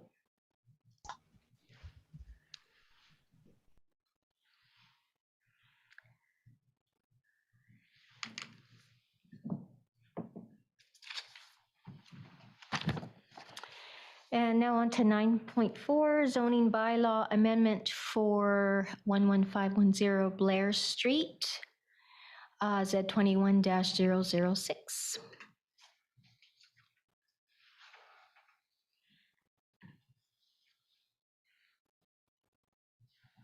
Okay. Thank you, Madam Mayor. So an application was received for a site-specific text amendment at 11510 Blair Street to allow an additional dwelling on the property to be used by the owner's parents and to site that dwelling outside of the farm home plate. The property's OCP future land use designation is agricultural, and it's zoned A1, which is fairly consistent with adjacent land uses within this area. And the property also falls within the Agricultural Land Reserve, and as such is subject to Agricultural Land Commission regulations. These regulations are particularly relevant to this application because in 2019, the province updated the Agricultural Land Commission Act to better protect ALR land for farming. One key change included directly addressing the construction of mega mansions and speculations in the ALR by limiting the size of primary residences and authorizing the ALC to approve applications for additional residences for non-farm use. This change included a phase out of a long-standing rule that had allowed ALR landowners to place a small secondary residence in the ALR without ALC approval, so long as it was a manufactured home for immediate family members. The deadline to site a manufactured home was recently extended from July 31st, 2021 to December 31st, 2021. So the ALR use regulation classifies additional residences as a permitted non-farm use that may be prohibited by local governments. At this time, the district zoning bylaw only allows additional dwellings in the A1 and A2 zones for secondary suites or temporary and full-time farm workers accommodation with ALC approval. As such, the applicant is requesting a site-specific text amendment to allow an additional residence for the placement of a manufactured home for their parents in accordance with the ALR use regulation. And with the site plan provided, the area highlighted in yellow is the proposed location of the additional residence, with the cluster of buildings for the main residence kind of just south of that area. So these photos here just provide a bit more context to the site. So the top two images are the proposed location of where the owners would like to site the manufactured home, and the bottom three are more closely located towards the main house and illustrate some of the fruit trees that they have on site as well. So the applicant has noted that the manufactured home would be used by their retired parents, allowing an additional residence on ALR land for a relative. Particularly an aging parent was identified in the Ministry of Agriculture's 2020 policy intentions paper on residential flexibility in the ALR. Although there is little policy direction or guidance from the ministry or the ALC at this time, the requested amendment currently meets ALC regulations. The intent of locating residential buildings and structures within a farm home plate is to reduce the minimum or to reduce the impact of development on arable farmland. The applicant is proposing to locate the additional dwelling at the northern end of their property and outside of the farm home plate. And the rationale for this location is twofold. The first is that that particular area isn't suitable for farming due to a frost pocket, and it also provides privacy from the principal dwelling and also for the neighboring property.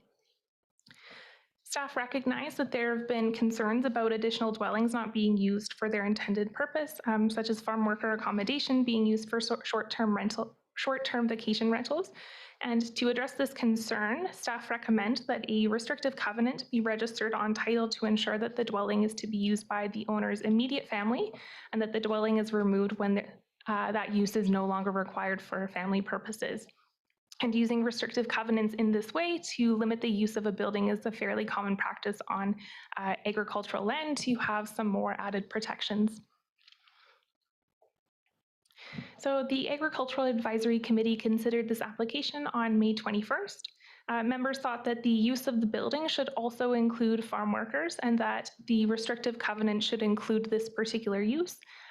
It should be noted, though, that farm worker accommodation requires ALC approval for a non-adhering residential use, and this would trigger a separate application process. So they're two very different uses. Members also were generally satisfied with the proposed location of the additional dwelling being located outside of the farm home plate due to the frost in this area, but they also raised some concerns about the precedents that this application could set. So at this meeting, the Ag Committee recommended that the site-specific text amendments be endorsed by Council and that the restrictive covenant be registered on title to ensure that the manufactured home is to only be used by an immediate family member or for farm workers, and that it be removed when it is no longer needed. And then the Advisory Planning Commission considered this application at their meeting on May 28th. The APC noted that the requirement for a restrictive covenant may be too onerous and difficult to enforce. Others also raised concerns about the driveway access and the impact on the farm.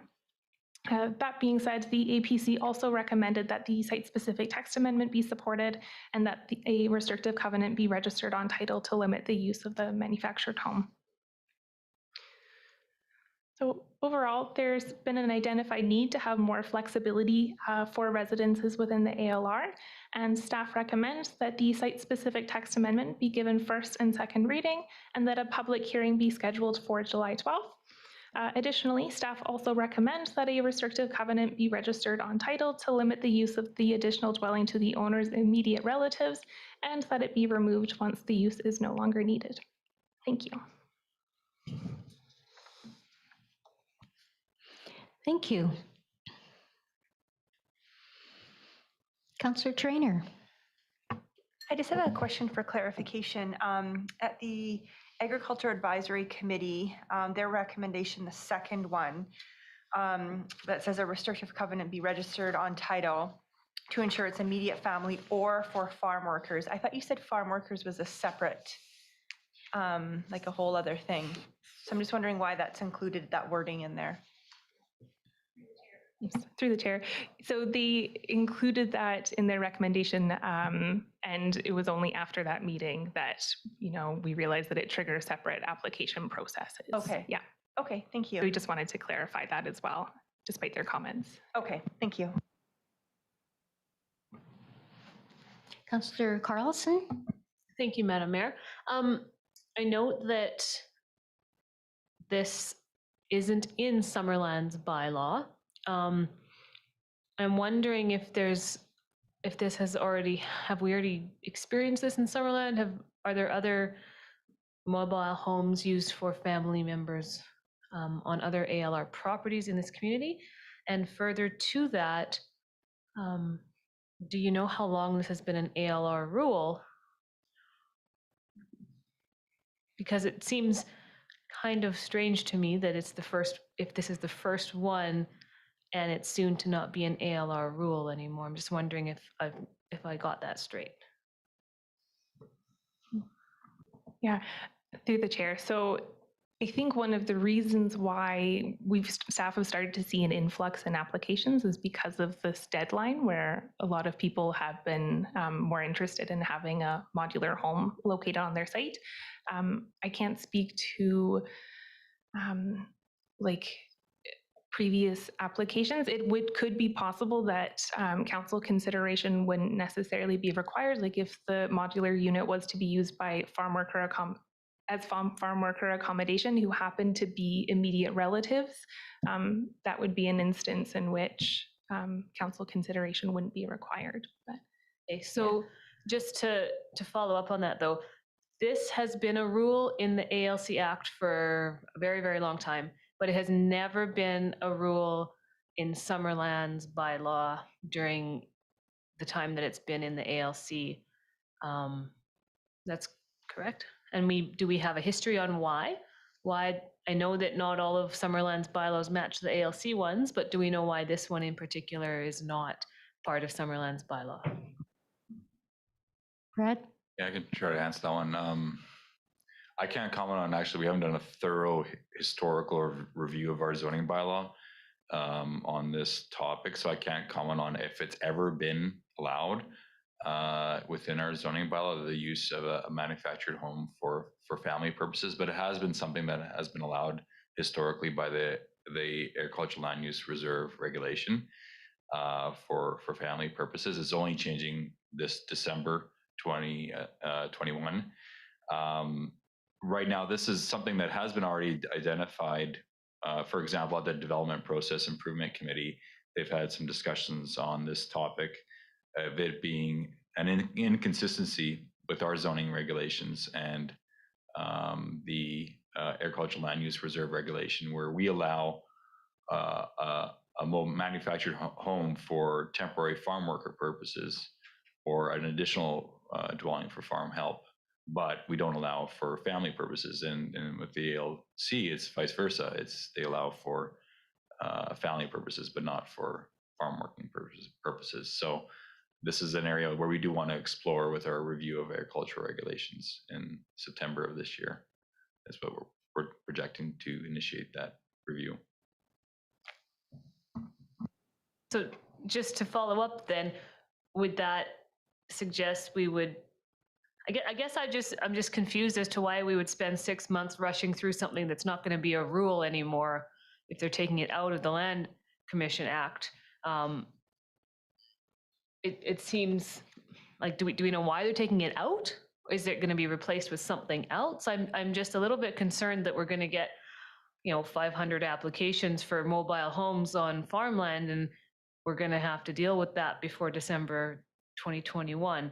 I hope that's not the case, but I fear that we may, I feel like it's been there for a reason, and there's a tiny window, but we don't allow it in Summerland. So if we start allowing it, we're all of a sudden going to have all of this happen, and then the ALC is not going to allow it anymore. It just seems like bad planning, but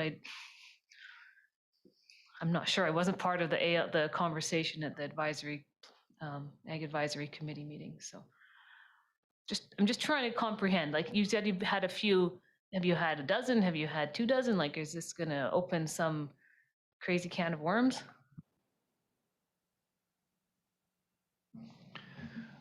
Through the chair to Councillor Carlson, I think that every application can be evaluated on its own merits. I don't think that one application in itself is to be a windfall for other proposals coming forward. I think that I think the Agriculture Advisory Committee, and if I remember the discussions, there were merits to this proposal based on kind of how it was laid out on the property, the circumstances of their family situation, which is a factor.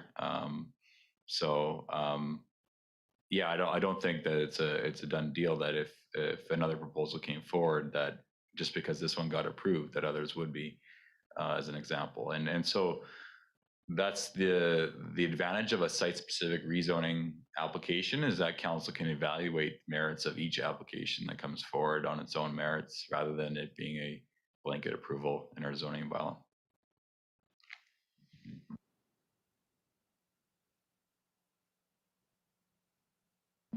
Okay. Councillor Van Elfen. Thank you, Madam Mayor. I'll put the motion on the table. Are there any other questions? Yeah, please go ahead. Thank you. That zoning bylaw amendment 11510 Blair Street, bylaw number 2021-022 be read a first and second time, that a public hearing be held on July 12th, 2021 to receive public feedback on zoning bylaw amendment 11510 Blair Street, bylaw number 2021-022, and that further a restricted covenant be registered on title to limit the use of the additional dwelling to the owner's immediate relatives as outlined in the Agricultural Land Reserve use regulations, and that it be removed once the use is no longer needed. Thank you. Seconder, Councillor Holmes. Any discussion on this? Councillor Patton. More of a comment, Madam Mayor. I remember, just for Councillor Carlson, I can remember when the ALC brought this in and gave the dates. As a matter of fact, I emailed Councillor Van Elpen and I said that families are now allowed in ALC to have modular and mobiles. Prior to, they were only allowed to have a Z240, which is a mobile home on wheels. And then the ALC changed that. So it has morphed, but I think back previous to our director, it wasn't entertained by our senior management to allow that type of housing. So there was a disconnect between Agricultural Land Commission rules and District of Summerland, sorry. So I'm hoping that our director can maybe look and review and maybe get things a little bit closer and in sync so that we don't have these disconnects where these type of applications come in after the fact and kind of catch you off guard, even though it's been a long-standing practice with the Land Commission. Anyway, that was just my 2 cents. Thanks. No, 2 cents are good. Anyone else? Okay, I'll call the question. All in favor? Any opposed? That carries unanimously.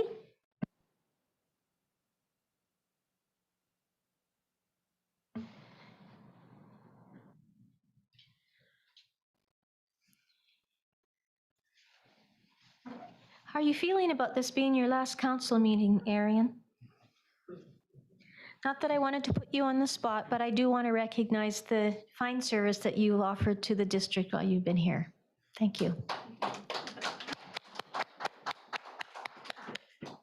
It's been a privilege for the past year and a half, so thank you very much. Yeah. All the best in your new role and your new community. Okay, on to the last of our development reports, and 9.5 zoning bylaw amendment agritourism accommodation Z21-008.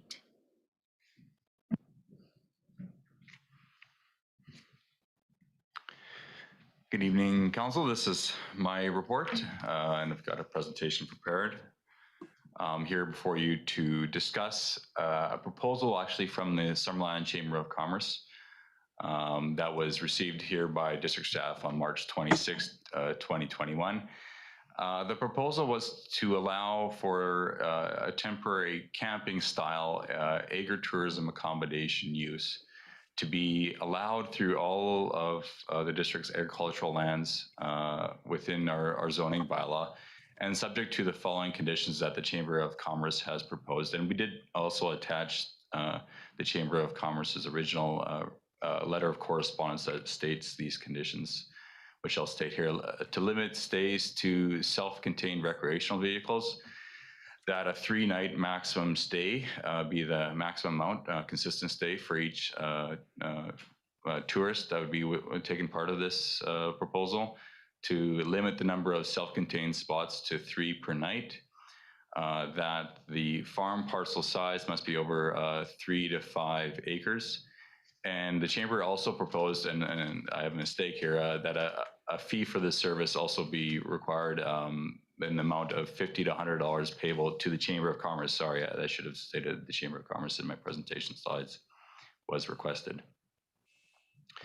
So in staff's review of this request, we reviewed the Agricultural Land Use Reserve regulation. And the agritourism is defined in the land use regulation for the ALC as a designated farm use allowable in the ALR. And what that means is, as it's designated as a farm use, means that local governments cannot prohibit this type of use from occurring on agricultural land. And so the activity itself is defined within the land use regulation, and there's a number of different examples used to clarify what the ALC means as a agritourism activity. And I'm not going to go through each one, but just some examples: tour of agricultural land, such as like an educational tour, harvest festivals that are seasonal in nature, and also like corn mazes as an example is also used. In addition to the activity, they also define agritourism accommodation in the land use regulation which is a separate use that would be is not designated as a farm use, so it can be restricted by local governments through their regulations, and up until this point, it has been restricted by our zoning bylaw within the District of Summerland. The accommodation use must be specific to an agritourism activity, and it's subject to the following conditions within the land use regulation. It's located on land assessed as farm. The total developed area for the accommodation use cannot be larger than 5% of any agricultural parcel. The land use regulation also states that the maximum amount of accommodation units and sleeping units is 10 on one parcel, and that the accommodation is only provided on a seasonal or short-term basis. Some additional conditions written in the land use regulation as well is that they've further defined what a sleeping unit is, and a sleeping unit can be either a bedroom within a building or a structure, or a campground stall, which is the proposal from the Chamber of Commerce. So as such, staff in reviewing all this considers that allowing temporary campground stays throughout all agricultural lands in the district of through a zoning bylaw amendment, which is before council today, and as proposed by the Chamber of Commerce, can be considered, but only if those stays are associated with an agritourism activity, and as well that the agritourism activity is subordinate to the primary agricultural use of the property within the agricultural land use regulation. So just getting further into what our bylaw states within the zoning bylaw, we actually do have a definition within our zoning bylaw for agritourism accommodation already, which was put into the bylaw at our last administrative update with last fall, which means the provision of short-term sleeping accommodations for tourists on a property classified as farm under the BC Assessment Act. Typical uses include, but are not limited to, farm, bed and breakfasts, seasonal farm cabins, campsites, and recreational vehicle sites. So we feel that this definition could still apply for this proposal. However, like this use is not right now listed within the district's agricultural zones. Right now, if a proposal was to come forward to our department, in order to allow for it to occur within a property, we would be required to process either a temporary use permit, if it was proposed to be a temporary use as on a trial basis, as an example, or through a site-specific rezoning amendment for that specific parcel. Both of these processes can take a significant time period to get in place. We target a 3-month time frame to go through a rezoning process, but sometimes it can go longer than that, from 3 to 5 months. And I think it's for that reason the Chamber of Commerce is recommending that this be added to our bylaw so that it can be a much more streamlined and cost-effective process for getting an agritourism accommodation on a piece of agricultural property. So the proposed bylaw amendments in front of council tonight is to add agritourism accommodation as an accessory use in the A1 agricultural small acreage zone and the A2 agricultural large acreage zone.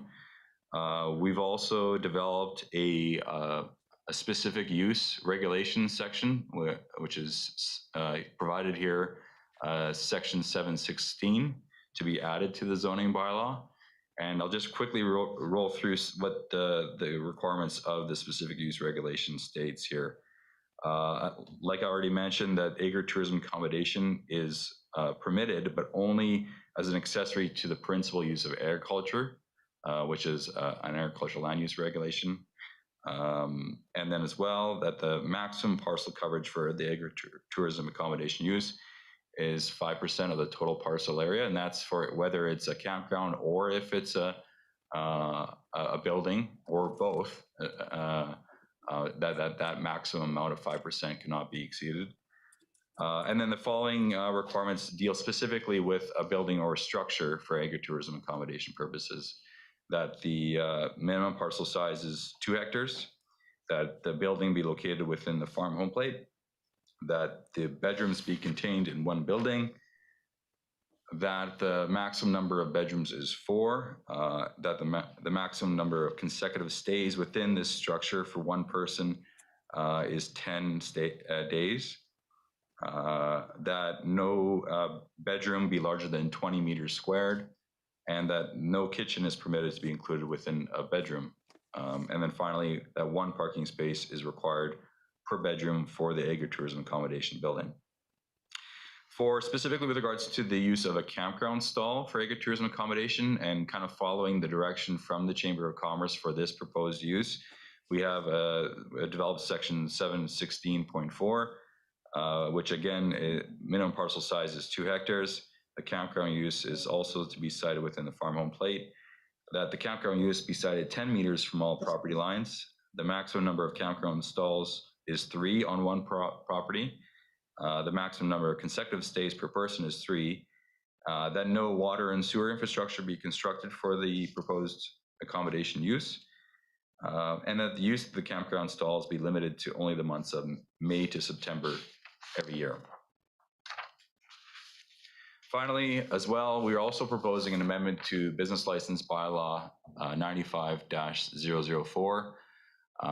This amendment, we recognize that if council was to consider this in order to ensure that there's still some control over these type of operations in terms of complying with our zoning regulations, in addition to these regulations within the business license bylaw, that we issue an annual business license every year to confirm with the operator that it will be continued to be operated in conformance with our zoning bylaw.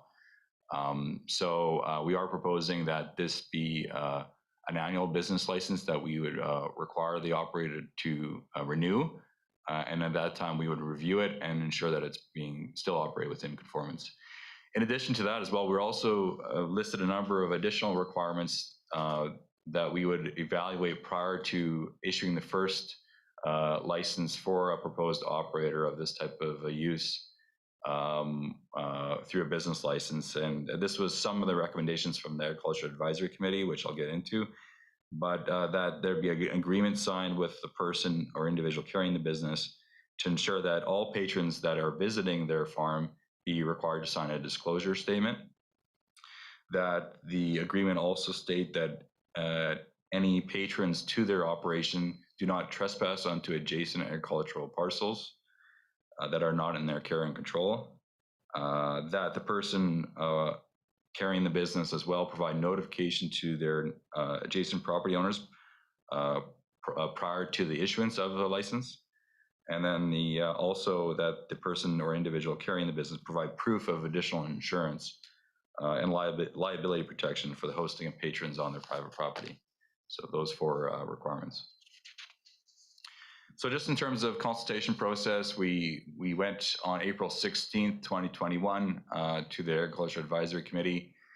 They subsequently provided a number of comments that I provided in my report to council, but ultimately provided the following resolution: that the district initiate a zoning bylaw amendment for a 1-year trial of this proposed addition to our zoning bylaw that includes monitoring and input from the committee and reporting back to the committee for comments regarding the addition of agritourism accommodation as an accessory use in the agricultural use zone.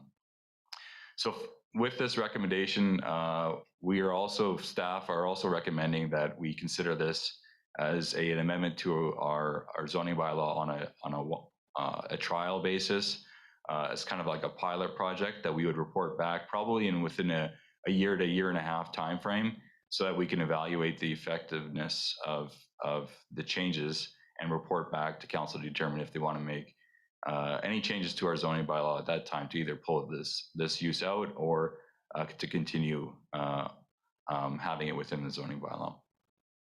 Following that meeting on April 16th, the issue was brought back to the committee by the Agriculture Advisory Committee Chair. There were some additional comments made at that meeting with regards to concerns of the issues that might occur if this operation was occurring adjacent to other agricultural properties, and that led to a lot of those requirements that are currently proposed as part of the business license amendment bylaw that we've drafted. Following that, we went to the Advisory Planning Commission on May 28th, 2021. There are some other comments that they recognize that there are differences in types of farms that will pursue this. That they stated that farmers should be able to decide if this will work for them or not. Perhaps as well that even the staff proposal may be too restrictive.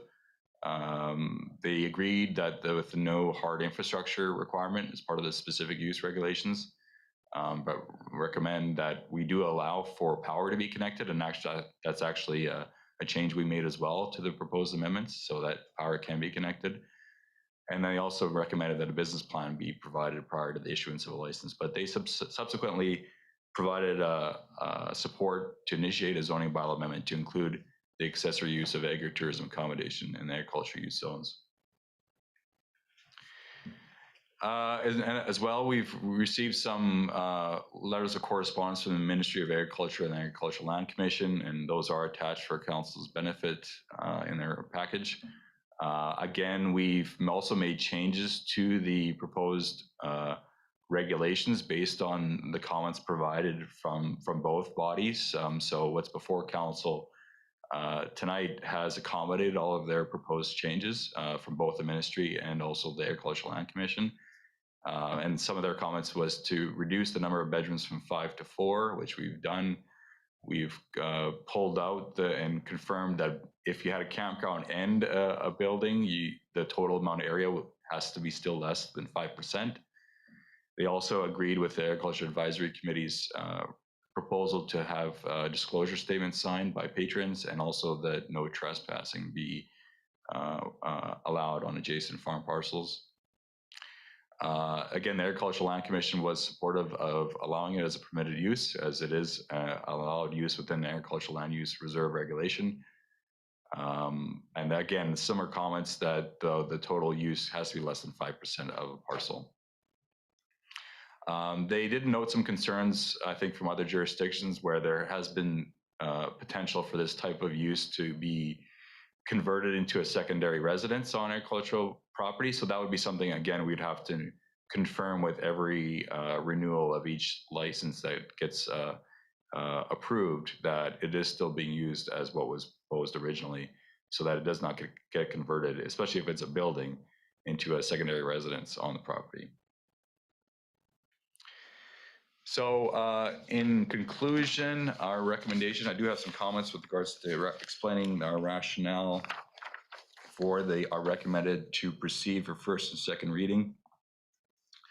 We, at staff level, we feel that the allowance for agritourism activities and associated agritourism accommodation uses throughout all zones zoned to agriculture within the district is seen as a positive regulatory change to allow for local agricultural operators and producers to diversify their business operations and incorporate additional revenue streams to their operations.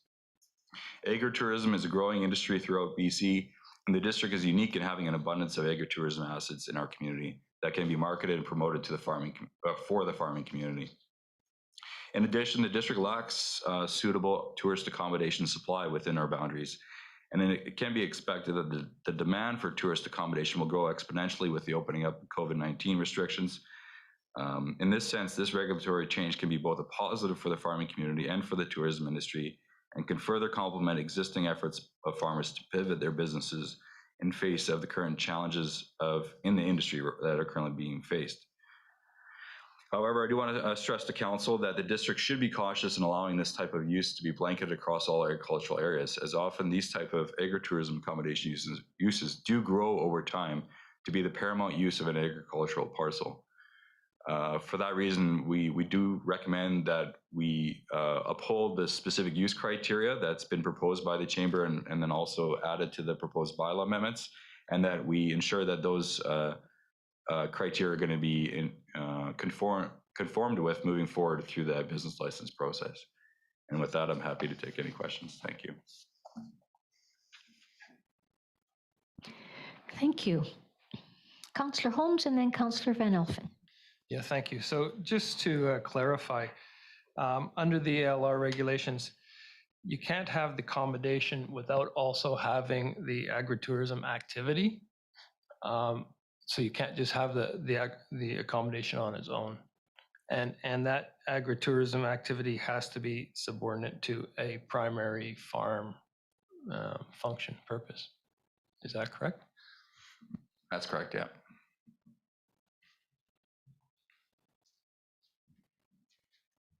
Councillor Van Holfen. Thank you, Madam Mayor. Question through to our planner. Would it be advantageous if I was an applicant to get letters of support from my adjacent neighbors? You know, like, because there's no point in me applying and setting up 3 camping spots if it happens to be across the fence from my neighbor's home. They may get upset.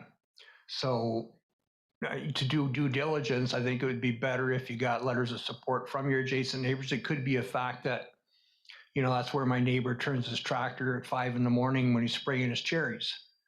You know, he may have a concern about that. So I just think letters of support on, you know, the initial application coming in would save a lot of time and headaches possibly. Yeah, thank you, Councillor Van Holven. That is something that was discussed at the Agriculture Advisory Committee. What we've drafted before council tonight is just a neighborhood notification, not necessarily a requirement for support. That there is a difference between those two things. As a requirement specifically, I think that if you were going to propose this type of use on your farm parcel, you probably would be wise to get those letters of support prior to submitting an application, just because I think that it just would bode well for introducing that type of use into the community or the neighborhood that you're living in. So although I was hesitant to agree to allowing that as a requirement for a letter of support to be a requirement, because that could allow for a potential veto power if there's a neighborhood spat going on, for example. So I think notification is satisfactory, but Graham might have other thoughts. Thanks, Brad. Yeah, I guess what I would say to this is, you know, one of the things we could learn through the pilot is if the notification process works, and, you know, hopefully people are exhibiting good and responsible neighborly activity by listening to one another and these sort of things. But it would, if we required consent, I think it imposes a much higher duty and something that would not be, you know, similar to other types of activities where, you know, people are doing things on their land or building things, or even businesses. You know, requiring that consent really constrains your own ability to use and enjoy your own private property. So I think it's possible we get there in the future if it was shown that the notification process didn't work, but we have good confidence that the notification system could work, or at least we want to try all that out.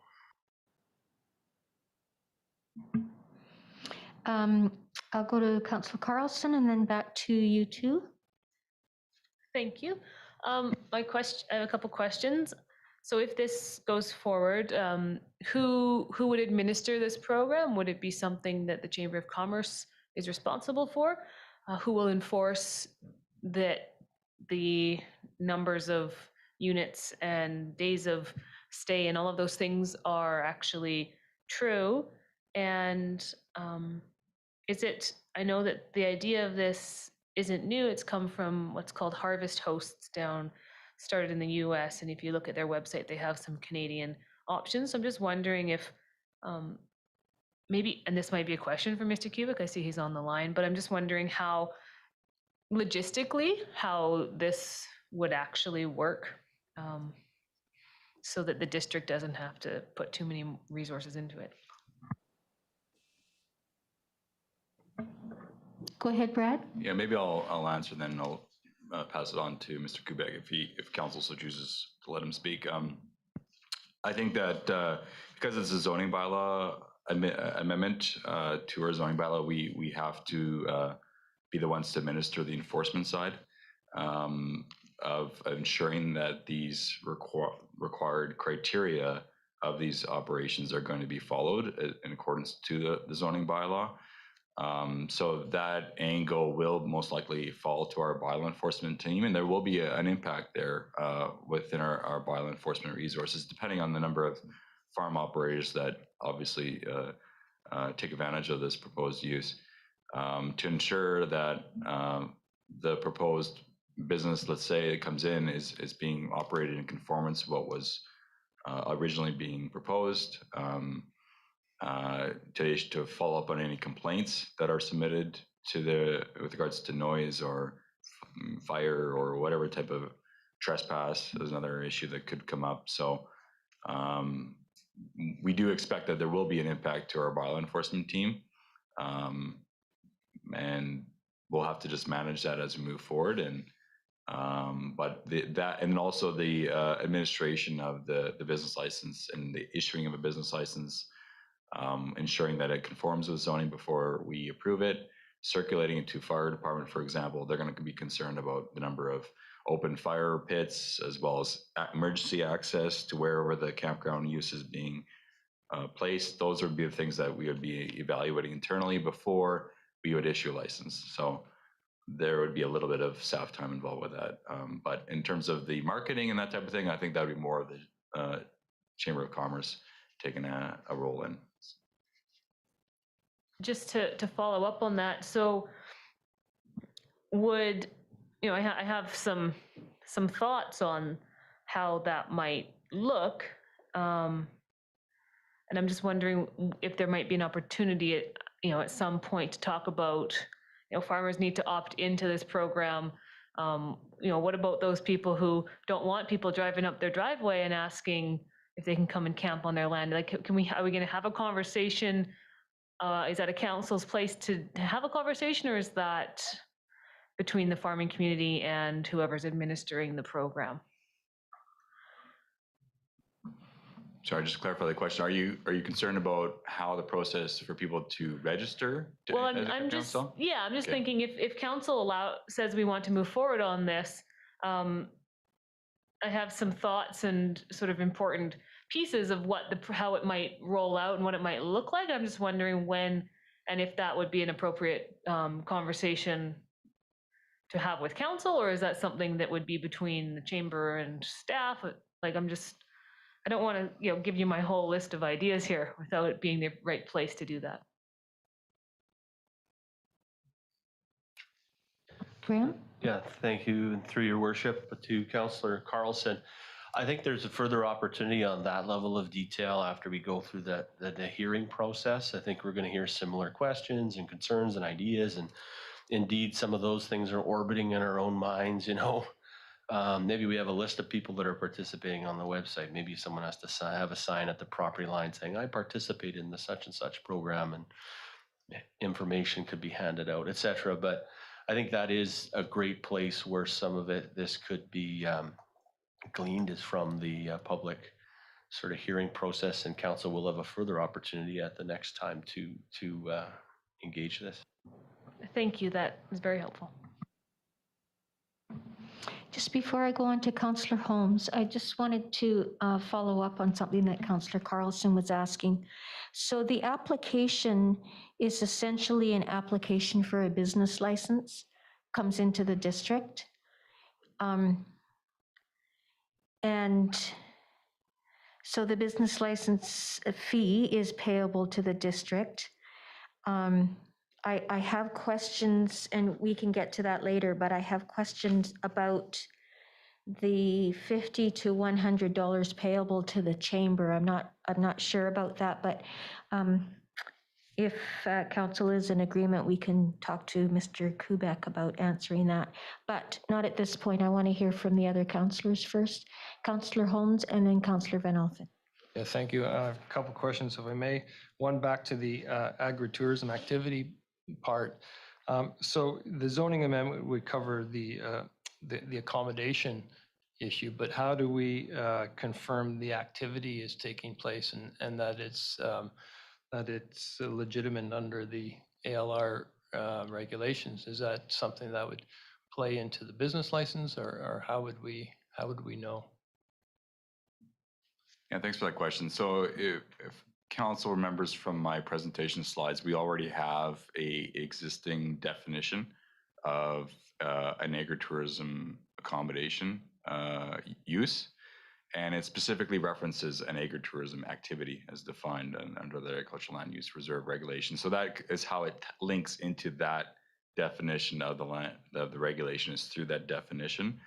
So when we get a business license, we would, for all of our business licenses, including, we complete a zone review to ensure that that the proposed use that's being contemplated within, say, even if you're in the downtown, if it's a retail use, it conforms with zoning. So in this case, if we got an agritourism accommodation use, we would evaluate the proposal, ensure that there was a valid agritourism activity.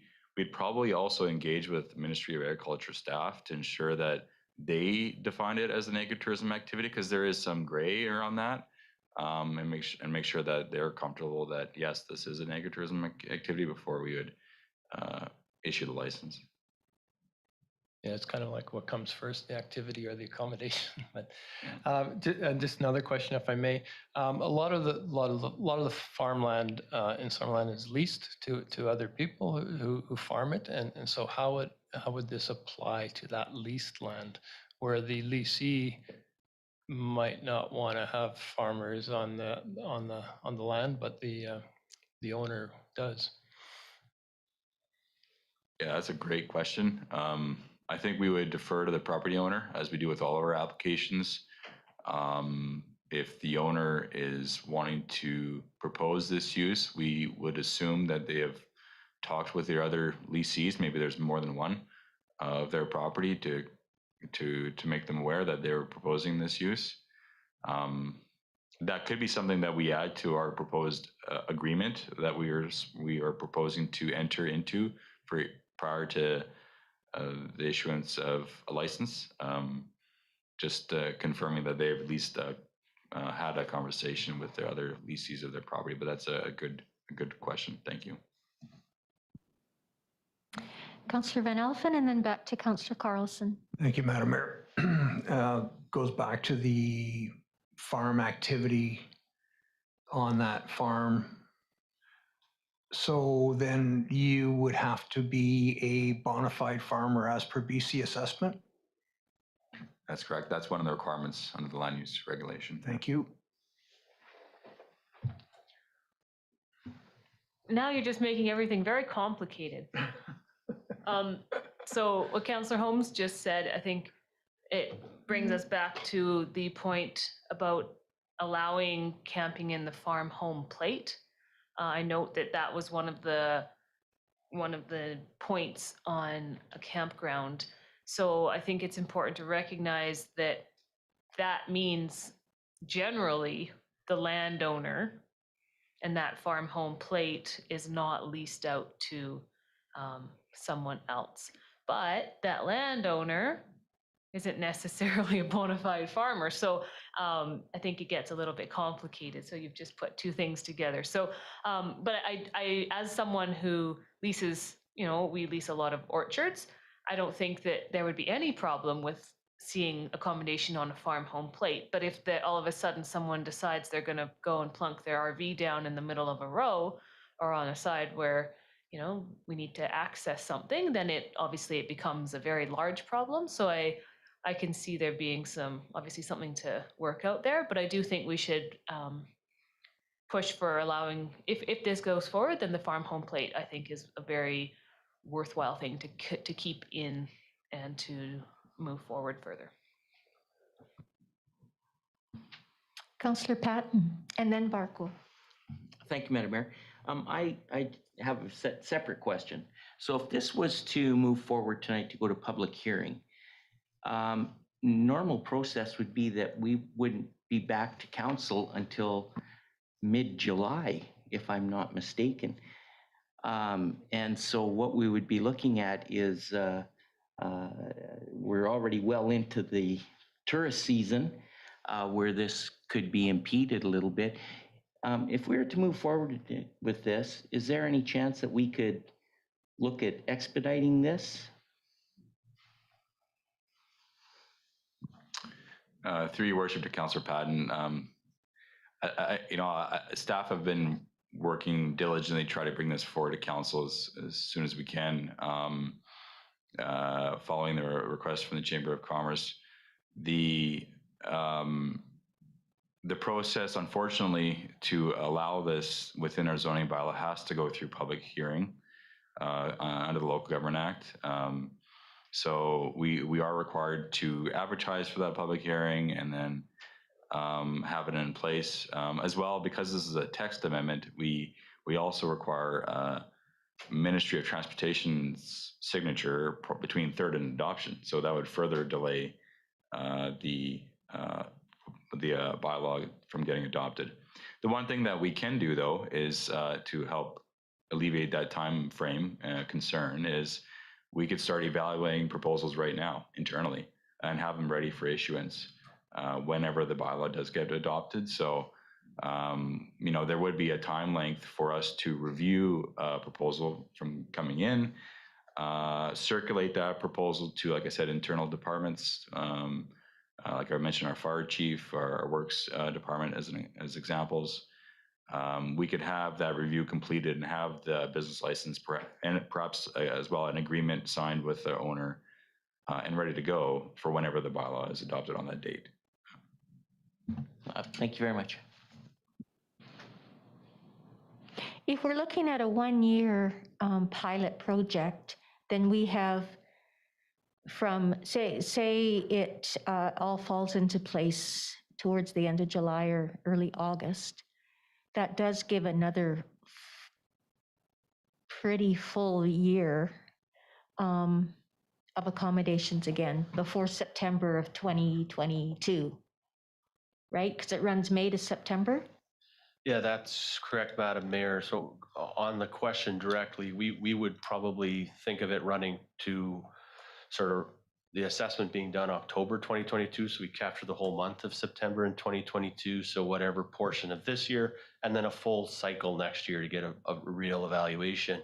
The other thing I was going to suggest, because of this technicality about Minister of Transportation review, what we could do is, as soon as we have that assessment, we could call a quick Zoom meeting of council just to make the final determination and to move forward, so we don't have the additional time between, another council meeting being waiting for that.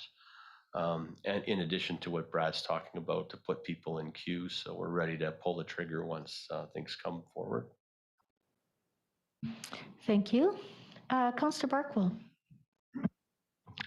Thank you, Madam Mayor. So here it's proposed to put it on farm home plates. So what is the size of the farm home plates? This is a two-part question. Yeah, that's a good question. I don't know if we have a maximum size. I can't even remember off the top of my head. That might be something within the definition of farm home plate.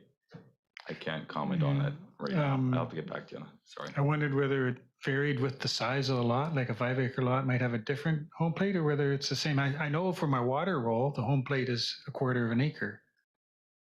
But that could be something different. So then does every lot, even if it does, like a lot of orchard lots don't have a residence on them, so there's no home plate on those properties, so no camping on those properties? Is that what is contemplated? That's good. Another good question. Thank you through the chair. I would think that we would want to ensure that there was someone living on the property just to maintain a presence of monitoring this type of activity. I think that having a residential use, although we don't specifically require it, I think it would be smart to have it on the property in association with this use, rather than just be a bare land field, because there could be some things that happen. Well, I mean, what defines the farm home plate? If you were to take any particular property, what are the boundaries of my home plate? Yeah, through the chair. So I am just pulling up the zoning bylaw here on the fly. So farm home plate means the portion of an agricultural lot that includes a farm residence and any related accessory buildings located in the proximity to the farm residence. So, I don't think there is a size definition. We do have a total I believe, site parcel coverage for buildings within the farm home plate, but in terms of the farm home plate itself, I don't believe we have a size. So there's no size limitation for, in the definition of a farm home plate. So it could be half the property. Yeah, but again, so it's very subjective, I guess, is what I'm saying. Could be. Yeah. My next question. So then, I guess, by that definition, a lot without a house doesn't have a home plate, so there's no camping there. And a winery building only wouldn't have a home plate, would it? Yeah. Sorry, just to clarify further, I'm again looking at the zoning bylaw. I'm looking now in the details of the zones, and there is maximums for farm home plate sizes, depending on the type of zone you're in. Okay. So A1 is 905 meters squared. I apologize there, Councilor Barkwell. What's that in acres? I can't do that math on the fly. It's about 905 meters squared. Someone can Google it. And so for A2, it's larger. It's 1,200 meters squared. I don't think it's very big. Sorry. I guess I'm kind of old school. Maybe it's good for Councillor Carlson, but it doesn't help me. Madam Mayor, the question, square meters to acres, was it? Yeah. 905 square meters is 0.22363 so acres. A quarter acre, so that's not very much my math space. is correct off the top of my head. So that was, and then 1,200 on a 10, on a larger lot was? On a A2. A2, which is anything over 10 acres? Yeah, that's correct. Actually, though, a lot of things, parcels can be smaller and still have that classification, can't they?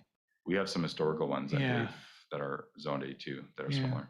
So, okay, so it's got to be on the farm home plate, and it's got to draw some boundaries that fit within that area.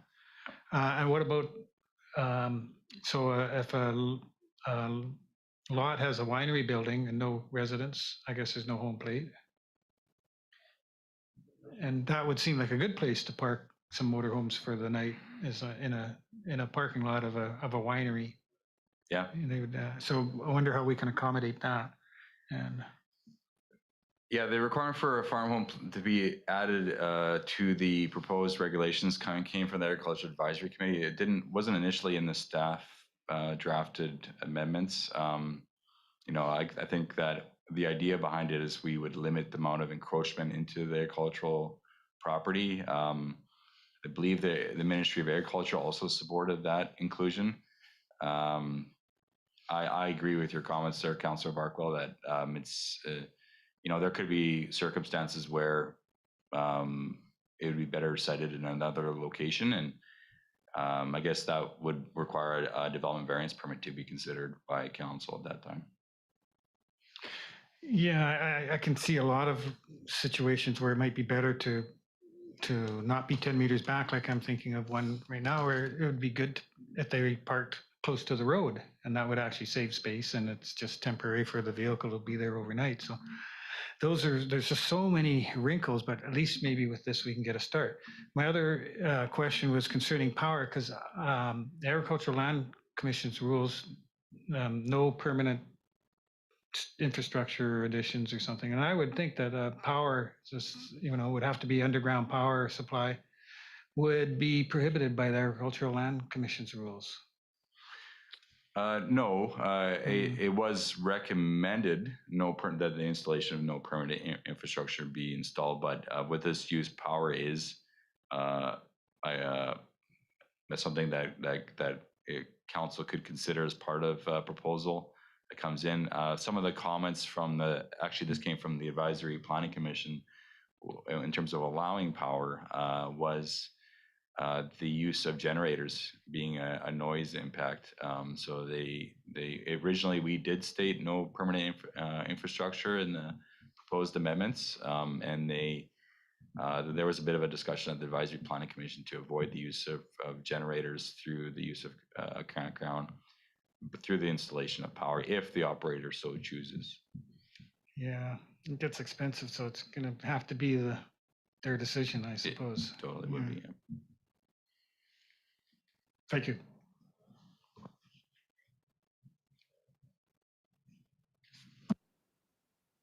Councillor Van Elfen. May I put the motion on the floor, Madam Mayor? Sure, if there are no other questions, please go ahead. Thank you. That zoning bylaw amendment, agritourism accommodation bylaw number 2021-020 be read a first and second time, and that a public hearing be held on July 12th, 2021 to receive public feedback on zoning bylaw amendment, agritourism accommodation bylaw number 2021-020. Thank you, Councillor Van Elfen. Seconder, Councillor Patton. Any further discussion? Councillor Patton. Thank you, Madam Mayor.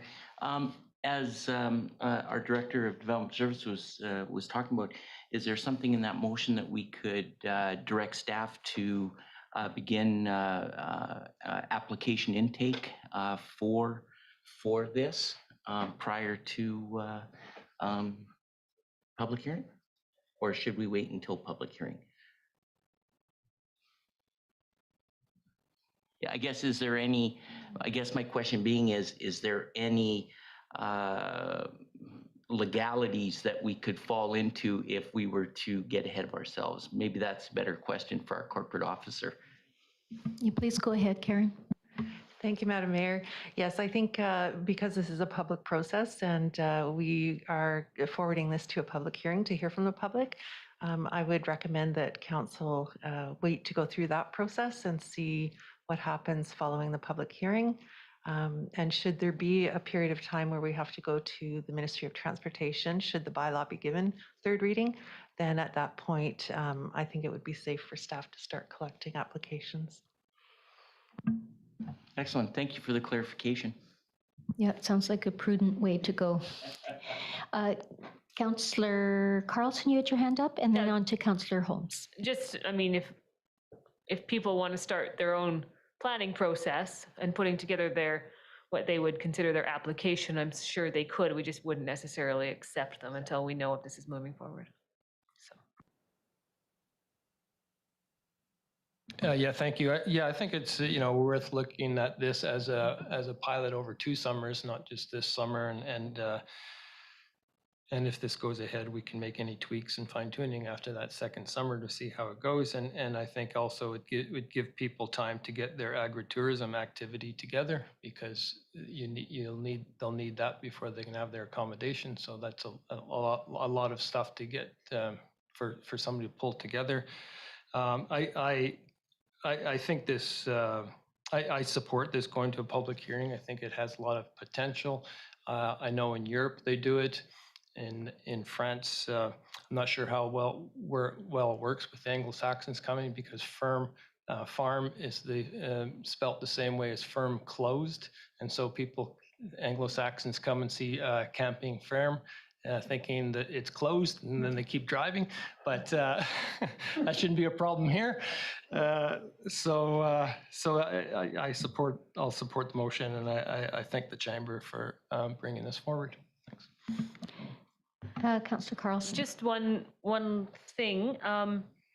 Would it be possible to run this through Thanksgiving weekend instead of the end of September? I know we said May to September, but I think that really apple harvest finishes up and grapes are still being crushed up until Thanksgiving, and that's when it gets cool and the water gets turned off.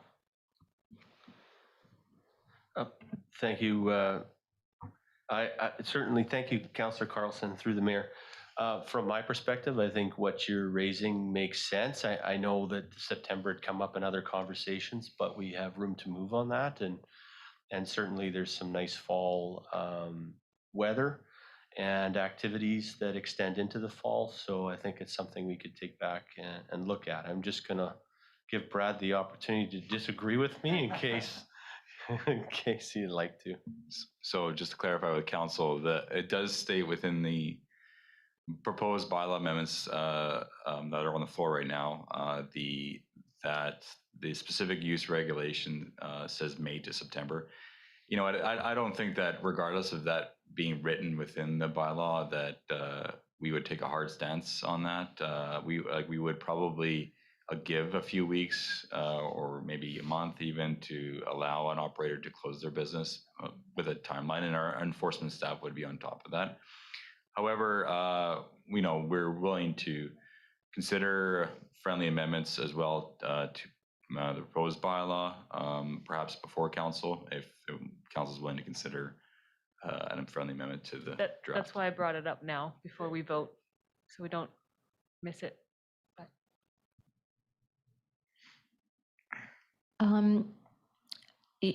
do we have to do a friendly amendment because it's not even in the proposed, it's not even the resolution? Yes, we do. Thank you, Madam Mayor. I believe that it's in the bylaw as proposed, so we could amend the bylaw at first. You could give it first reading, amend the bylaw, and then give it second reading. Okay, good. So,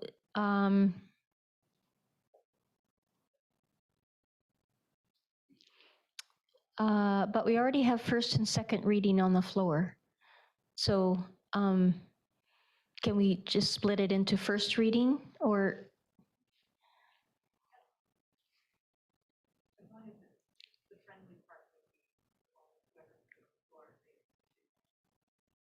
Okay. And who put it on the floor? Was it Councillor Van Alphen? Thank you. You're open to that friendly amendment. Thank you.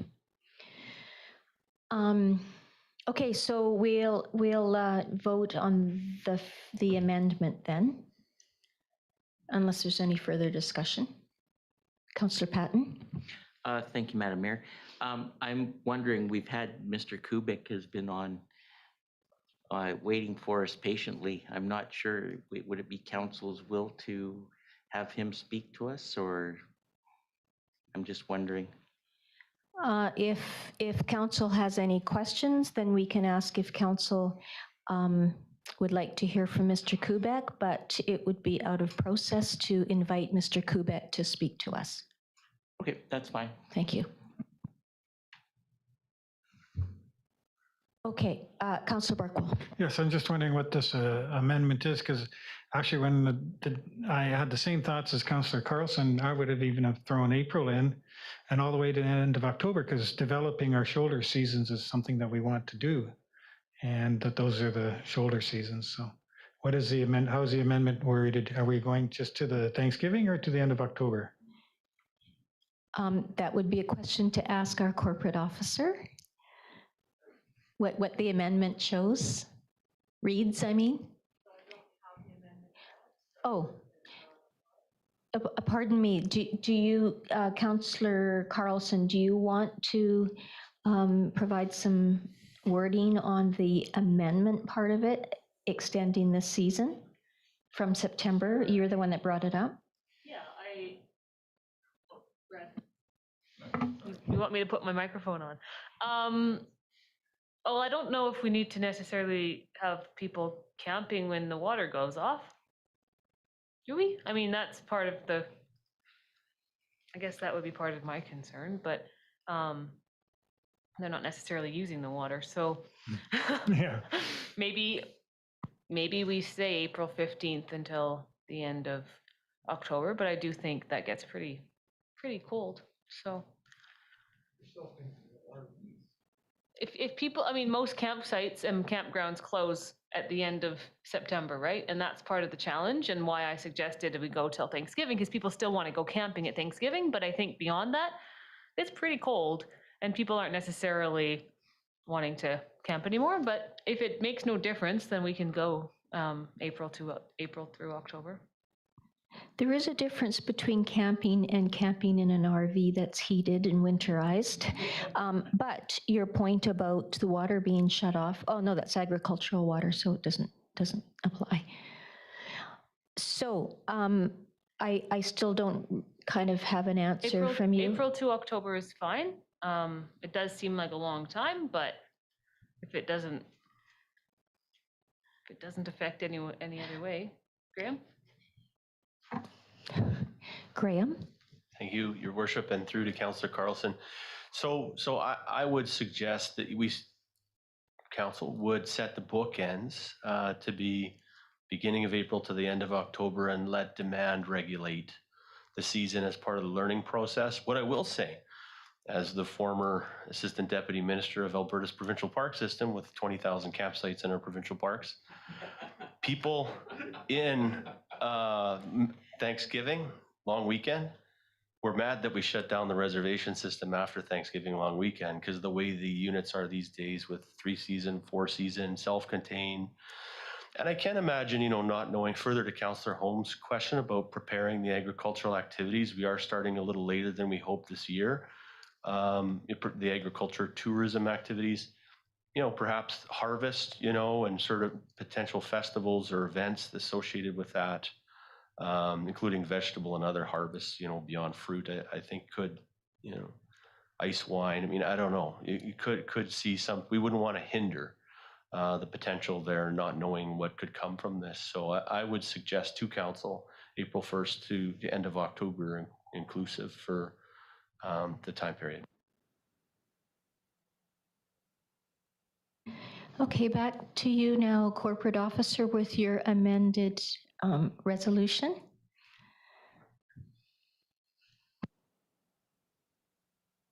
Thank you, Madam Mayor.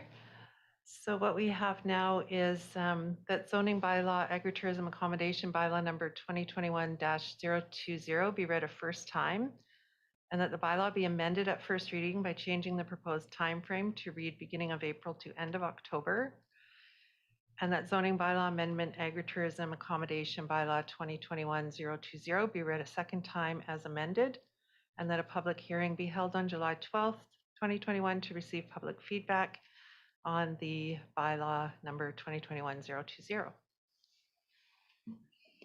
Thank you.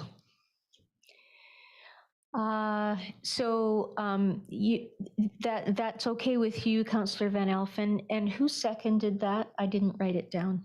Councillor Patton, that's okay with you, so you're seconding again. Okay, further discussion? All in favor? And I don't see any hands raised for opposed, so that carries unanimously. Thank you very much.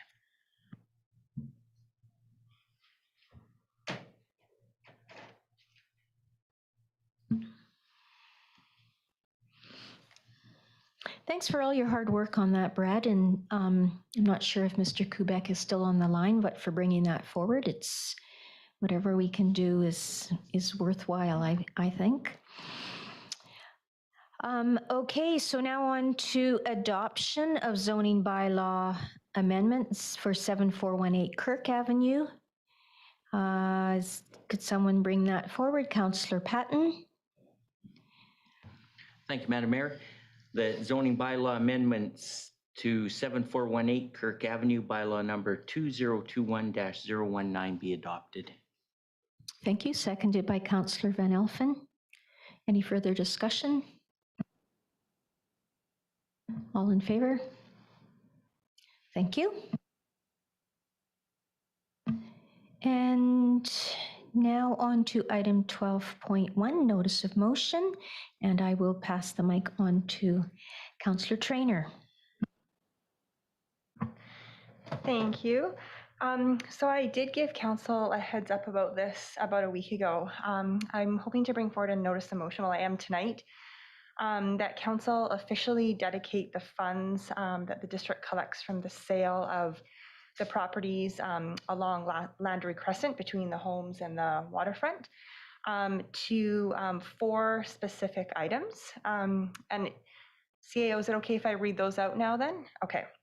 So using the funds from the sales to restore the Mary and James Gartrell Trail, we currently have about $40,000 in the budget for much needed repair work, but we will need more than that to complete the job. Secondly, using the funds to revitalize the sanctuary that's located along the trail between the townhouses on Landry and the new proposed development west of that. This would likely involve contracting a biologist who could help identify what needs to be done in this area, removing invasive species and garbage, planting native plants, and rebuilding the trail through that section as well. That area is actually dedicated as parkland right now, and I don't believe it's ever had any attention to it. So using the funds for that. Installing a doggy bag dispenser and garbage can along the trail, similar to what the district's done in other areas of where we have our parks. And finally, installing signs at the entrances to the trail along Landry Crescent that officially mark the trail, let people know what they're walking onto, and including some Indigenous history or name for Trout Creek area as well on that trail. I know some members of the public were upset with the sale of those pieces of land along Landry, and normally I wouldn't support selling public land on the waterfront, and I really struggled with that. But in the end, I thought that because we were dealing with such tiny pieces of property and that the area was already quite disturbed, that using funds from the sale could help improve the trail that we do have right now and the sanctuary, and that would be more beneficial in the long run. So that is my notice of motion, and I believe it will be reworded so that it reads properly and brought forward at a meeting in 2 weeks. Thank you. Thank you, Councillor Traynor. Councillor Van Elfen. Thank you, Madam Mayor. I'd like to I'd second that for sure, but just a friendly amendment or a thought, if I may. Part of the signage, could it also read that it's an on-leash trail, not an off-leash trail? Because my concern there is the sanctuary. There's a lot of different species that live in that sanctuary, different birds, different aquatic type life, and I think it's not a great place to have dogs just running at large. So so I think it would be something that at the beginning of the trail that we have a sign saying dogs are on leash in that area. If that would be okay, if Councillor Traynor would entertain that idea. So my understanding is that the motion actually hasn't been made yet. It's coming forward to the next meeting. That's fine. That's fine. And certainly next meeting, there will be lots of time to have that discussion. I understand your concern there. I'm just overzealous. Sorry, Madam. No need to apologize. Thank you again, Councillor Traynor. Did you wanted to add something to that? Yeah, I think tonight I just wanted to give council, let them know what I was thinking for this motion that will officially come forward in 2 weeks. And the real concept here is dedicating the funds from that sale right back to the area that's affected along the trail and the sanctuary. So that was my whole idea, is really making sure that we use that money and putting it back into the local area. Great, thank you. Okay, on to item 13, information items. There are a number of pieces of correspondence. Anything that someone would like to bring forward? Okay, to receive for information, somebody, Councillor Patton, seconder, Councillor Carlson, thank you. All in favor? Thank you. And then a whole lot of committee and commission minutes dating back a ways. Anything, well, it's so, I mean, unless you have an amazing memory, not sure if there is anything in there that doesn't really reflect the record properly. If anyone, does anyone have anything they want to say about any of those minutes? Okay, I'll ask someone to bring forward those then, please. Thank you, Councillor Van Elfen, and seconded by Councillor Barkwell. All in favor? Thank you. So those are in the public record now. And now on to councillor reports. I'm going to start with you, Councillor Van Elfen.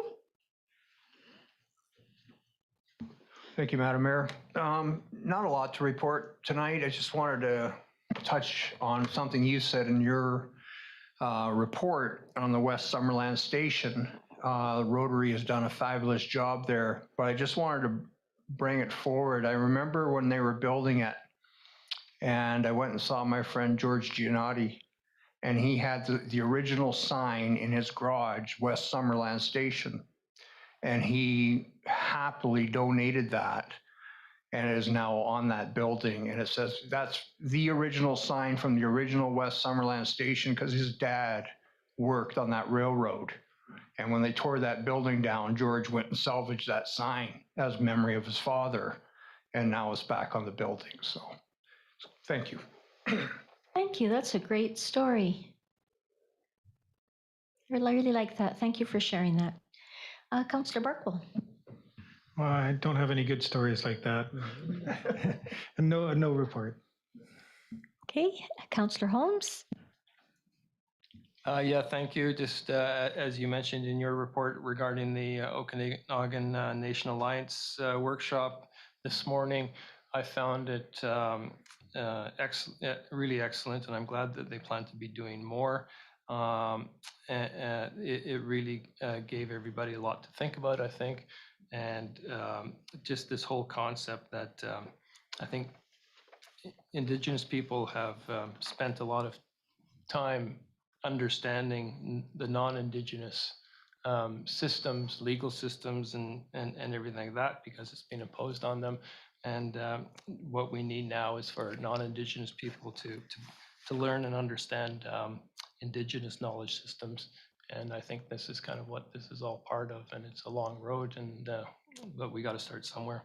So I thought that was it was an excellent thing, and I'm glad they're continuing. And other than that, I'm looking forward to stepping into step 2, starting tonight. At 12:01 a.m. Councillor Patton. Thank you, Madam Mayor. I have no stories, and I have nothing to report, so thank you. Thank you. Councillor Carlson. I too have nothing to report, but I am grateful to have seen the rain this weekend. It was much needed, and hopefully we can have a little bit more in the next couple of weeks. Now that I got my hay off, yes. Councillor Trainer. I attended the RDOS meeting as did Councillor Holmes, on June 3rd, and I'm just rereading my report to see if there's anything interesting that came out of it. So it is interesting. So if you want to read what we discussed on June 3rd, my report is in the correspondence, attachment G. Thanks. Thank you, Councillor Trainer. There were a number of RDOS directors at this workshop this morning too, so it was great. Okay. Always hopeful that maybe there's somebody that wants to comment. No? Okay. Okay. Okay, so adjournment. Councillor Van Elfen, Councillor Patton, all in favor? Thank you.